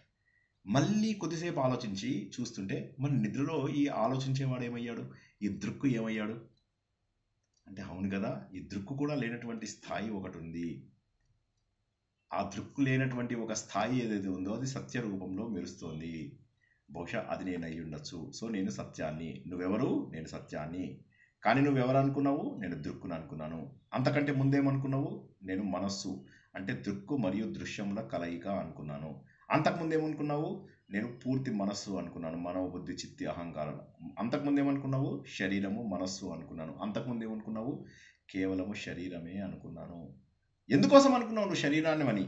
ఎందుకంటే నాకు కళ్ళు లేకపోతే గుడ్డోడు అంటున్నారు, చేతులు లేకపోతే అవిటోడు అంటున్నారు, కాళ్ళు లేకపోతే కుంటోడు అంటున్నారు, వినలేకపోతే చెవిటోడు అంటున్నారు. మరి ఇలా అన్నీ అంటున్నప్పుడు నేను శరీరాన్ని అనుకున్నాను. కాదు, నువ్వు శరీరాన్ని అయితే శరీరం శాశ్వతంగా ఉండాలి, మార్పు చెందకూడదు. మరి మార్పు చెందిందా? అవునండి, మార్పు చెందింది. మార్పు చెందినప్పుడు నువ్వు శరీరాన్ని ఎలా అవుతావు? మార్పు చెందినప్పుడు ఇలా ఆలోచిస్తూ పోతే మనసులో వచ్చే ఆలోచనలు శాశ్వతమా? ఆలోచనలు కూడా శాశ్వతం కావడు. కాబట్టి నేను ఆలోచనలని కాదు. ఆలోచించేవాడు శాశ్వతమా? వాడు కూడా పడిపోతున్నాడు, కాబట్టి వాడు కూడా శాశ్వతం కాదు. మరి నేనెవరిని? ఆలోచన అంటే ఇట్లా చేయాలి, ఇప్పుడు నేను చెప్పినట్టుగా ఆలోచన చేయాలి. అంతేగాని సార్ ఆత్మ చైతన్యం కరెక్టే, అవన్నీ పదాలు తప్పు కానే కాదు. మీరు చెప్తున్నది అంతా కరెక్టే. ఆత్మజ్ఞానం మనం తెలుసుకుంటున్న దాని పేరే ఆత్మజ్ఞానం. కాబట్టి మీరు చెప్పేదంతా కరెక్టే. కానీ అక్కడికి ఇలా ఆలోచిస్తూ వెళ్ళాలి. ఇప్పుడు ఇవాళ కూర్చొని ఇంట్లోపల మీరు కూర్చొని ఆలోచించాలి. నేను శరీరాన్ని. ఇప్పుడు మీరు తల్లి కడుపులో ఉన్నప్పుడు కూడా మీ లోపల చైతన్యం ఉంది. అంటే మనస్సు లేనప్పుడు, శరీరం కూడా ఫామ్ అవ్వకముందు, సరిగ్గా ఫామ్ అవ్వకముందు కూడా మీరున్నారు. గాలి పీల్చుకోరు, తల్లి శరీరంలో మీరు గాలి పీల్చుకోరు, అప్పుడు కూడా యు ఆర్ ఎలైవ్. కాబట్టి మీరు ప్రాణం కాదు. శరీరమా? శరీరం కూడా కాదు, ఎందుకంటే చిన్న విత్తనం రూపంలో ఉంటారు మీరు. అప్పుడు కూడా you are there, your existence is there. Okay, మరి ఎక్కడున్నాను?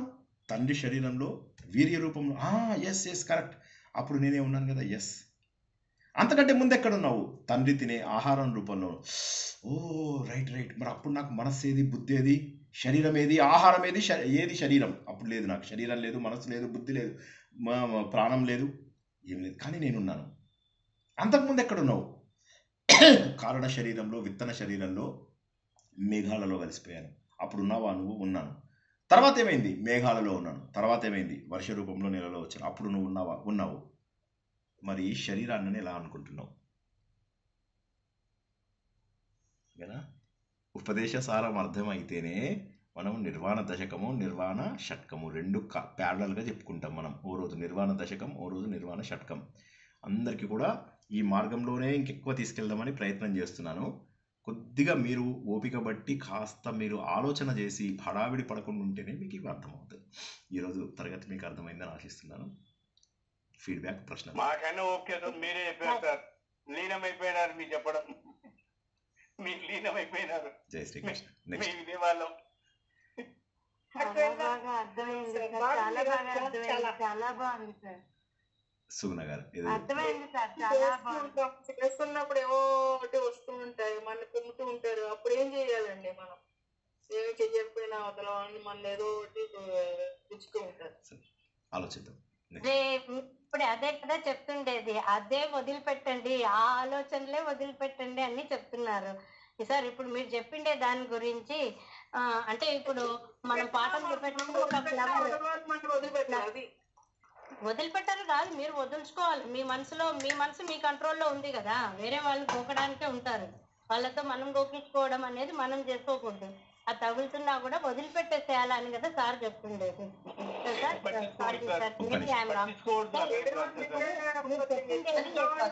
ఉమాదేవి గారు అడగండి. మనసు సిద్ధం చేసుకోవాలి సార్. ఇప్పుడు నేను చెప్పినవన్నీ కూడా డైరెక్ట్గా వచ్చేవి కాదు, మీరు సాధన చేస్తే వచ్చేవి. సాధన చేయాలి అంటే ఫస్ట్ మీరు ఏం చేయాలి? సెల్ ఫోన్ బయట పడేయాలి. ఎన్నిసార్లు చెప్పానో నేను. ముందు ఫస్ట్ మీరు సెల్ ఫోన్ లోపల కాలింగ్ ఫీచర్ తీసేసేయాలి. కేవలం ఇంటర్నెట్కి మాత్రమే వాడుకునేలాగా ఉండాలి. ఎమర్జెన్సీ కాలింగ్ ఇంట్లోపల ఒక పెద్ద ఫోన్ పెట్టుకోండి, ఒక ల్యాండ్లైన్ ఫోన్ పెట్టుకోండి. అది కూడా ఎవ్వరికి ఇవ్వద్దు. మీ పిల్లలకో, మీరు చాలా అవసరమైనటువంటి వ్యక్తులకు. లేదు సార్, మాకు 15 మంది అన్నదమ్ములం, 25 అక్క చెల్లెళ్ళం, 50 మంది సార్ మా ఫ్యామిలీ. మా నాన్నగారికి 10-15 మంది భార్యలు. సో అయిపోయింది, ఇక గొడవ లేదు. ఇంకేముంది, ఇంకా అయిపోయింది. అక్కడ మళ్ళీ స్టార్ట్ అవుతుంది. ఈ 50 మందితో మీరు కాంటాక్ట్ అవుతున్నారు అంటే that itself shows how immature you are. రోజుకి మీరు 5 నిమిషాల కంటే ఎక్కువసేపు ఫోన్లో ఉన్నారు అంటే మీ లోపల ఈ జీవితంలో పరిణతి రాదు. జై శ్రీకృష్ణ. Next question sir. అనుభవిస్తే గాని పోని కర్మలు ఎవరైనా అన్నప్పుడు ఆ భాగం కొంచెం తగ్గింది అనుకుని సంతోషపడాలి. అసలు ఏదైనా బయట విషయాలకు పట్టించుకొని స్థాయికి వెళ్ళాలి. ఎందుకంటే ఇదంతా మనం ఏమనుకోవాలి, నాకు 2 ఉన్నాయి, ఒకటి ప్రారబ్ధము, మరొకటి సంకల్పము. ప్రారబ్ధం విషయంలో మనం ఏమీ చేయలేము. ప్రారబ్ధం విషయంలో అర్జునుడే ఏం చేయలేకపోయాడు, మీరేమీ చేయలేరు. కాబట్టి మీకు కావాల్సింది ఏంటంటే సంకల్పము. ఏం సంకల్పము? ఒక శుభ సంకల్పము. ఒక మనిషికి మాత్రమే ఒక ప్రారబ్ధం, ఒక సంకల్పం. ఒక ప్రారబ్ధం, ఒక సంకల్పం. ఈ 2 చేతులు ఊపడం నాకు అలవాటైపోయింది. కొన్నాళ్ళు చూస్తే వాళ్ళు ఆశ్చర్యపోతున్నారు, ఏదో వీడు మంత్రాలు వేస్తున్నాడా అన్నట్టుగా. ప్రారబ్ధం మార్చలేరు. ఎవడు మిమ్మల్ని తిట్టినా, మిమ్మల్ని కొట్టినా, మిమ్మల్ని చంపేసినా, మీరు చచ్చిపోయినా ప్రారబ్ధం మారదు. కానీ సంకల్పం ఏది? దాన్ని ఎందుకు మీరు చేయడం లేదు? సంకల్పం, నేను ఫోన్లో మాట్లాడను ఎందుకు డిసైడ్ చేసుకోరు? ఎవరేమన్నా నాకు సంబంధం లేదు ఎందుకు డిసైడ్ చేసుకోరు? ఈ రోజు నుంచి నేను ఒక్క నిమిషం sir, please sir. Okay. So నేనేమంటే ఇలా మనము ఆలోచనలు వచ్చినప్పుడల్లా కూడా ఈ ఆలోచనలన్నీ కూడా నిన్నటికి సంబంధించినవి లేదా రేపటికి సంబంధించినవి. ఇవి నేను ఆలోచించను. నా ఎదురుగా ఏముందో దాని గురించి ఆలోచిస్తాను. I don't want to think about my past. I'm not going to think about my future. I will stay in present. ఇది నా గిఫ్ట్. నేను ఇందులోనే ఉంటాను, ఈ స్థితిలోనే ఉంటాను అనేటటువంటి ఆలోచన రావాలి. అప్పుడేమవుతుంది? సంకల్పం వల్ల గెలుస్తారు మీరు. ప్రారబ్ధం ఎలాగో తప్పదు అనుభవించక, కానీ సంకల్పం వల్ల గెలవడమే కాకుండా మీ సంచిత పాపాలు అగ్గిపుల్ల గీసి పడేసిన తర్వాత వస్తుంది మనకు. అది ఆల్రెడీ చెప్పుకున్నవే వేరే రూపంలో తర్వాత వస్తుంది మీకు. మీ కాలిపోయినటువంటి విత్తనాలు మొలకెత్తుతాయా? కాబట్టి మీరు ఎప్పుడైతే ఈ జ్ఞాన మార్గంలో వెళ్తారో, ఇది సూపర్ ఫాస్ట్ ఫ్లైట్లో వెళ్ళినట్టు దేవుడి దగ్గరికి. కాబట్టి ఫ్లైట్లో వెళ్తున్నప్పుడు మీరు ఫ్లైట్లో వెళ్ళాం సార్ మేము, మమ్మల్ని ఎవడెవడు ఏమేమన్నాడో 1947లో మీకు తెలుసా వాడు ఏమన్నాడో నన్ను? 1950లో నా తప్పు లేకుండా వాడు నన్ను అన్నాడు. 1955 లోపల నా తప్పు లేకుండా మా ఫ్రెండ్ నన్ను తిట్టాడు. 1964 లోపల మా మామగారు ఇద్దరికి చీరలు పెట్టారు, నాకు నా తోడుకోడలికి. ఆమెకు 149 రూపీస్ది పెట్టారు, నాకు 148 రూపీస్ది పెట్టారు. సార్ ఈ రోజుకు కూడా గుండె రగిలిపోతుంది సార్. ఏం చేయమంటారు? చచ్చిపోవాలనిపిస్తుంది సార్. 70 ఏళ్ళు అయింది సార్ ఈ ఇన్సిడెంట్ అయ్యి. ఎవరు మారుస్తాడు? వారికి ఆత్మజ్ఞానం అవసరమా? ఆలోచించేవాడికి ఆత్మజ్ఞానం. లేకపోతే ఉన్నాయి కదా చెక్క భజనలు. సార్ మాకు ఇవన్నీ వద్దు సార్, అందరం ఒకసారి డిసైడ్ చేసుకుందాం. సార్ మీరు తబలా తీసుకురండి, మేము చిరుతలు తీసుకొస్తాం. ఏం చేయక్కర్లే మీరు. నేను విఠల విఠల అంట, పాండురంగ విఠల విఠల పాండురంగ, లేకపోతే గోవిందనామాలు నేను చెప్తాను. మన ఈ రూప ఆ రూప అని చెప్తున్నా. మీరు జస్ట్ గోవింద అంటే చాలు, ఏమనక్కలే. గోవింద ఏం చేయకుండా పుణ్యం రావాలి. మీ అందరికీ ఏంటంటే ఏం చెయ్యం మేము, కానీ పుణ్యం వచ్చేయాలి. ఆలోచించము. బుర్ర ఎందుకు ఇచ్చాడు దేవుడు? ఆలోచించడానికి ఇచ్చాడు దేవుడు. మేము ఉపయోగించాం సార్, ఓకే, అది మీ ఇష్టం. జై శ్రీకృష్ణ. నెక్స్ట్ ప్రశ్న.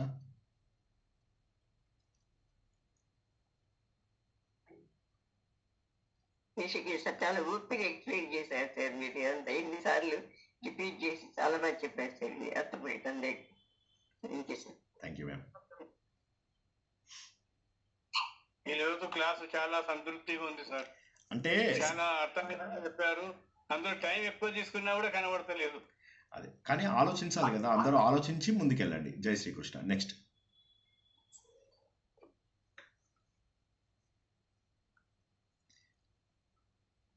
ఓకే, ఇంక ఈ రోజుకి ఇక్కడ ఆపుకుందామా? వండర్ఫుల్. ఎవరికైనా ప్రశ్నలు ఉంటే అడగండి. ఉమాదేవి గారు, శారదా కుల్లూరుగా. ఉమాదేవి గారు, తర్వాత శారద గారు. అభ్యాసం వైరాగ్యం రావాలి సార్. ఎక్కువ సాధన చేసుకోవాలి సార్. అవును. జై శ్రీకృష్ణ. జై శ్రీకృష్ణ. శారద గారు. ఎంతటి పాపినైనా నన్ను తలుచుకుంటే నేను చేస్తాను అన్నారు కదా. అవును. మరి దాని ఏంటి నాకు తెలియక అడుగుతున్నాను, ఏమనుకోండి సార్. అయ్యో లేదు, అట్లేం లేదు. భగవంతుడి దారిలో జ్ఞాన మార్గంలో రావడము ముఖ్యం మనకు. అయితే జ్ఞాన మార్గంలోకి రాలేని అందరూ ఆలోచించగలరా? ఆలోచించలేరు. కాబట్టి వాళ్ళు ఏం చేస్తారంటే భగవంతుడికి అంకితం అయిపోతారు. భగవంతుడికి అంకితం అయిపోవడం అంటే ఉదాహరణకి ఇప్పుడు మీరు నన్ను తీసుకోండి. ఎవరు? భక్తి మార్గంలో ఉన్నటువంటి అన్నమయ్యని తీసుకోండి. మీరు అన్నమయ్యతో పోల్చుకోగలరా మిమ్మల్ని మీరు? శారద గారు, మీరు అన్న పాయింట్ కరెక్ట్. భక్తిగా ఉన్నవాడిని తనే తీసుకెళ్తాడు దేవుడు. That is correct. మిమ్మల్ని మీరు ఎవరితో నేను కొన్ని 4 పేర్లు చెప్తాను, మీరు ఎవరితో పోల్చుకోగలరో చెప్పండి. ఏ పర్వాలేదు, మొహమాట పడకండి, అందరూ మన వాళ్ళే. 1 అన్నమయ్య, 2 పోతన, 3 మీరాబాయి, 4 సంత్ జ్ఞానేశ్వర్. ఎవరితో పోల్చుకుంటారు మిమ్మల్ని మీరు? భక్తులు, నాకు తెలిసిన భక్తులు వీళ్ళు. ఎవరితో పోల్చుకోగలరంటారు మీరు? అమ్మా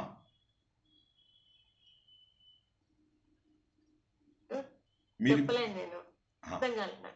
అంటే ఇప్పుడు మీరు చాలా పరమ భక్తులైతే దేవుడు మిమ్మల్ని తనతో చేర్చుకుంటాడు, జ్ఞానం ఆయనే ఇస్తాడు. ఓకే, మీరు ప్రయత్నం చేయక్కర్లేదు. అయితే ఇప్పుడు ఈ 4 భక్తుల పేర్లు చెప్పాను నేను. ఇంకొక 5-6 భక్తుల పేర్లు కూడా చెప్తాను. పోతన, రామదాసు, త్యాగయ్య, వీళ్ళందరి పేర్లు. వీరిలో ఏ స్థాయిలో ఉన్నారో మనకు తెలుసా? సో ఆ స్థాయికి వెళ్తే భగవంతుడు చూసుకుంటాడు. కానీ ఆ స్థాయికి వెళ్ళిన వాళ్ళు ఎలా అయిపోతారో తెలుసా? ఆ స్థాయికి వెళ్ళిన వాళ్ళు ప్రాపంచిక విషయాలను అసలు పట్టించుకోరు. ఇప్పుడు అన్నమాచార్య ఏం చేశాడు? ఎంత కొట్టినా కూడా ఆయనకు దేవుడు తప్ప నొప్పి తెలియలేదు. కమల్ హాసన్ దశావతారంలో ఏమైంది? నాకు నొప్పి తెలియట్లేదు, ఎందుకంటే నేను దేవుణ్ణి ఊహించుకున్నాను, కాబట్టి నాకు దేహం కనిపించడం లేదు అన్నాడు. ఆ స్థాయికి వెళ్తే వాళ్ళకే దేవుడు ఆటోమేటిక్గా జ్ఞానం ఇస్తాడు. అటువంటి వారికి నేనే బుద్ధి యోగం ఇస్తాను అని చెప్పాడు ఆయన. అటువంటి వారికి, నాన్నే పూర్తి భక్తిగా పూజించే వారికి నేనే బుద్ధి యోగం ఇస్తాను అని చెప్పాడు. ఆ స్టేజ్కి వెళ్ళిన వాళ్ళకి బుద్ధి యోగం దేవుడే ఇస్తాడు. కానీ వాళ్ళు కూడా బుద్ధి యోగం ఇచ్చిందా ఆలోచించడానికి. మళ్ళీ మన ప్రయత్నంలో ఉండాలి, మన ప్రయత్నం గట్టిగా ఉండాలి. భగవంతుని పట్టుకొని అంటే భగవంతుని రూపంతో పట్టుకొని కాదు, భగవంతుడు ఎట్లా కళ్ళ ముందు కనిపిస్తూ ఉండాలి. పోతనని కొట్టితే వాళ్ళు ఎట్లా తెలుసా? వాళ్ళు దారుణంగా కొడతారు వాళ్ళు పోతనని. వాళ్ళు ఏమంటారు తెలుసా? వాళ్ళ బావగారు ఉంటారు శ్రీనాథుడు, ఆయన వచ్చి అంటాడు, నీ వల్ల మొత్తం బ్రాహ్మణ జాతిని మొత్తము ఈ రాజు నాశనం చేస్తున్నాడు. దొరికిన బ్రాహ్మణ్ణి దొరికినట్టుగా కొట్టి పెడుతున్నాడు. బావా వదిలేసేయి, ఇది ఇచ్చేసేయి ఆయనకు. ఈ ఒక్క బుక్కే కదా, ఇంకో బుక్ రాయి, తర్వాత ఈ బుక్ ముందు ఆయనకి ఇచ్చేసేయి. నేను ఎలా ఇస్తాను బావా, నువ్వు చెప్పు. బావా నాతో సంబంధం లేదా? ఎవరికి ఎవరు బంధం బావా? భక్తి అంటే అది. సంత్ జ్ఞానేశ్వరు కొన్ని 100 ఉదాహరణల ద్వారా, 1000 ఉదాహరణల ద్వారా ఆయన భగవద్గీతని జ్ఞానేశ్వరి అని చెప్పేసి అద్భుతమైన పుస్తకాల్లో రాశాడు. ఆయనకు భగవంతుడి యొక్క జ్ఞానం తప్ప మరి ఏమీ కనిపించేది కాదు ప్రపంచంలో. చెప్పే కదా, వేదాలని ఒక బర్రెతో చదివించగలిగాడు ఆయన. మీరాబాయి భర్త విషమిస్తే సంతోషంగా స్వీకరించగలిగింది. నాకేమైంది విషం ఉంటే అని. మనం ఆ స్థాయికి వెళ్తే దేవుడే బుద్ధి యోగం కల్పిస్తాడు. That is correct. కాకపోతే మనం ఆ స్థాయికి వెళ్లకుండా మనం భక్తులంటే ఎట్లాగా?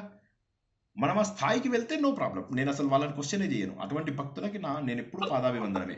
కానీ మనం ఆ స్థాయికి వెళ్ళామా? మనం ఆ స్థాయికి వెళ్తే దేవుడు చూసుకుంటాడు. కరెక్ట్. ఎందుకంటే ఆ స్థాయికి వెళ్ళిన వాళ్ళకి ఆ లక్షణాలు ఆటోమేటిక్గా వస్తాయి. వాళ్ళు భగవంతుడు తప్ప వేరే ఆలోచనలు ఉండవు వాళ్ళకి. ఇప్పుడు గోపికలు ఉన్నారు, గోపికలకు ఎక్కడ చూసినా కూడా శ్రీకృష్ణ పరమాత్మనే కనిపిస్తూ ఉంటాడు, ఆయన రూపమే కనిపిస్తూ ఉంటుంది. ఎక్కడ చూసినా భగవంతుడే.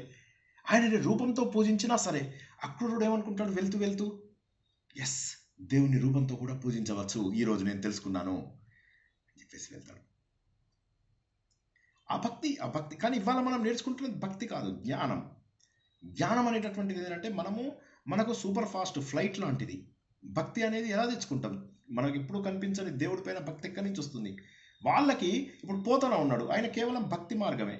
భక్తి మార్గంలో ఉన్నటువంటి ఆయనకి ప్రపంచం బ్రహ్మాండాలన్నీ ఆయనకు కళ్ళ ముందు కనిపించి ఇవాళ ఈ రోజుల్లో మనం తెలుసుకుంటున్నటువంటి బ్లాక్ హోల్స్ ఆ రోజుల్లోనే ఆయన చూసి లోకంబులు లోకస్తులు లోకేశులు తెగిన తుది నలోకంబకు పెంచి కటి కంపాలనెవ్వడు ఏకాకృతి నెరుగునో అతన్ని నేను సేవింతును అని చెప్పేసి ఎలా చెప్పగలిగాడు?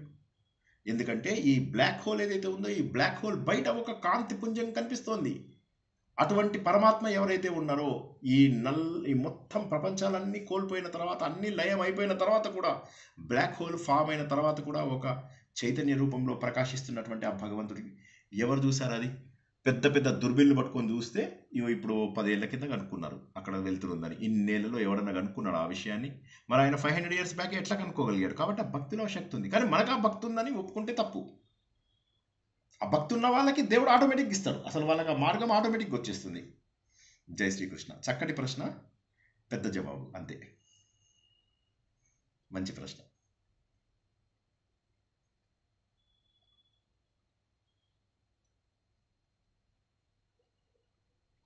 ఓకేనా? బాగా నిద్రపోయినట్టున్నారు ఇవాళ, చక్కగానే నిద్ర బాగా వచ్చింది సార్ ఇవాళ.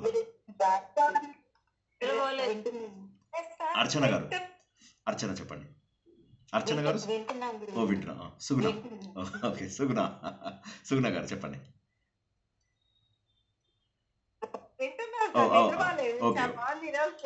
ఓకే. అసలు అందరూ అంటారు మళ్ళా మనం చూసుకోవాలంటే అది అర్థమే కాదు. వాటికి ఎంత దూరంలో ఉన్నామో ఏంటో వినడాలు వేరు, కబుర్లు చెప్పడం వేరు. ఊరికే చెప్తాము ఇదని, కానీ ఆచరణలో 0.001 ఇంకా కూడా అసలు పెట్టము. ఊరికే మనకు మధ్య పెట్టుకోవడాన్ని మనసుని. అంటే నిజం మేడం, చాలా బాగా చెప్పారు మీరు, చాలా బాగా చెప్పారు. మనని మనం మోసం చేసుకుంటున్నాం. చాలా మందికి తెలియదు. వాళ్ళకి దేవుడు ఎందుకోసం అంటే కేవలం కష్టాలు వచ్చినప్పుడు ప్రార్థించడానికి, నన్ను గట్టెక్కించు దేవుడా గట్టెక్కి, మళ్ళీ శరీరంతో ఆలోచిస్తున్నారు. అసలు ఆత్మ రూపంలో ఉన్నవాళ్ళు శరీరం దగ్గర ఆగరు. శరీరము మనస్సు అయిపోయింది, మళ్ళీ మనస్సు, దృక్కు దృశ్యము, మళ్ళీ దృక్కు కాదు నేనెవరిని? చైతన్య, సత్యాన్ని. సత్యం ఎవరు? మళ్ళీ నెక్స్ట్ పద్యంలో సత్యమే చైతన్యము అని చెప్పి తర్వాత తెలుస్తుంది. తర్వాత ఏం తెలుస్తుంది? జీవాత్మనే పరమాత్మ అని తెలుస్తుంది. తర్వాత ఏం తెలుస్తుంది? నువ్వే పరమాత్మవి. ఇదే ఉపదేశ సారం. ఎందుకు మనకు ఒక్కొక్క 2 శ్లోకాలకి ఇంత టైం ఎందుకు పడుతుంది చెప్పండి? 15 క్లాసుల పైన మనకు ఉపదేశ సారం. ఎందుకు ఇంత కష్టం అవుతుంది? 30 శ్లోకాలకి 15 క్లాసులా? అంటే ఆ తత్వం అంత కష్టం కాబట్టి. అది చాలా అద్భుతమైనటువంటి ఇది. ఇంత ఆలోచన చేయాలి, ఇంత ఆలోచన చేస్తే కరెక్ట్. అందుకే చాలా సులభంగా చెప్తున్నాను కదా. ఎక్కడైనా కష్టమైన భాష యూజ్ చేశానా చెప్పండి. వీలైనంత వరకు ఒకవేళ చెప్పినా కూడా దానికి పర్యాయ పదాలు చెబుతూనే చెప్పగలిగాను. అవునా? చెప్పడానికి ప్రయత్నం చేశాను. ఈరోజు ఆపుకుందామా? ఇంకెవరికైనా ప్రశ్నలు లేకపోతే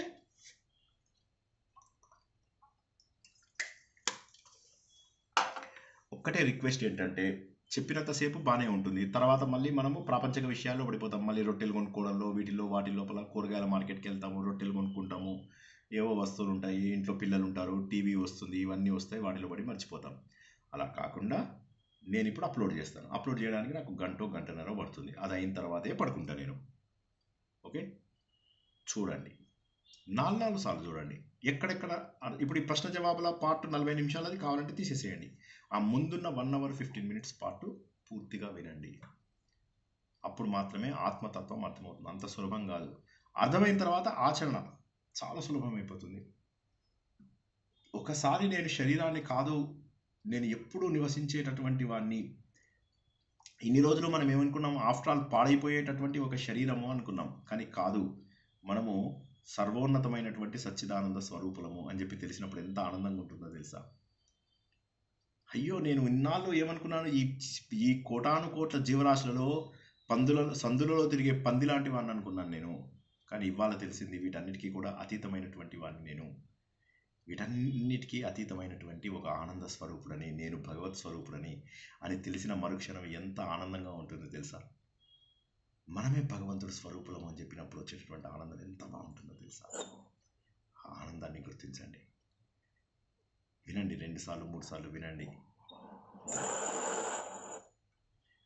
ఓకేనా?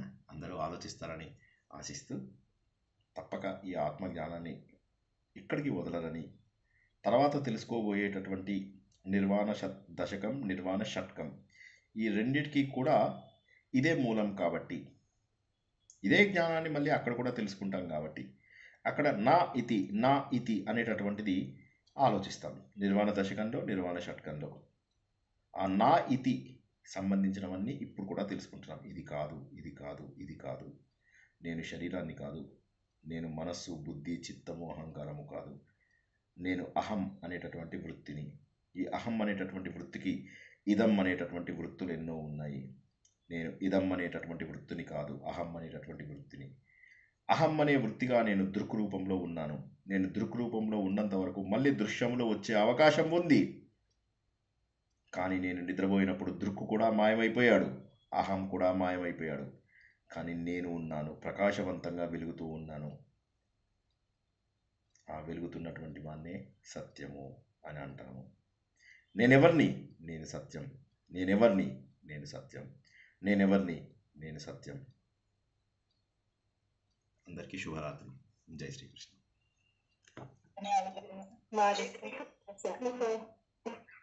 Thank you. జై Srikrishna sir, thank you so much.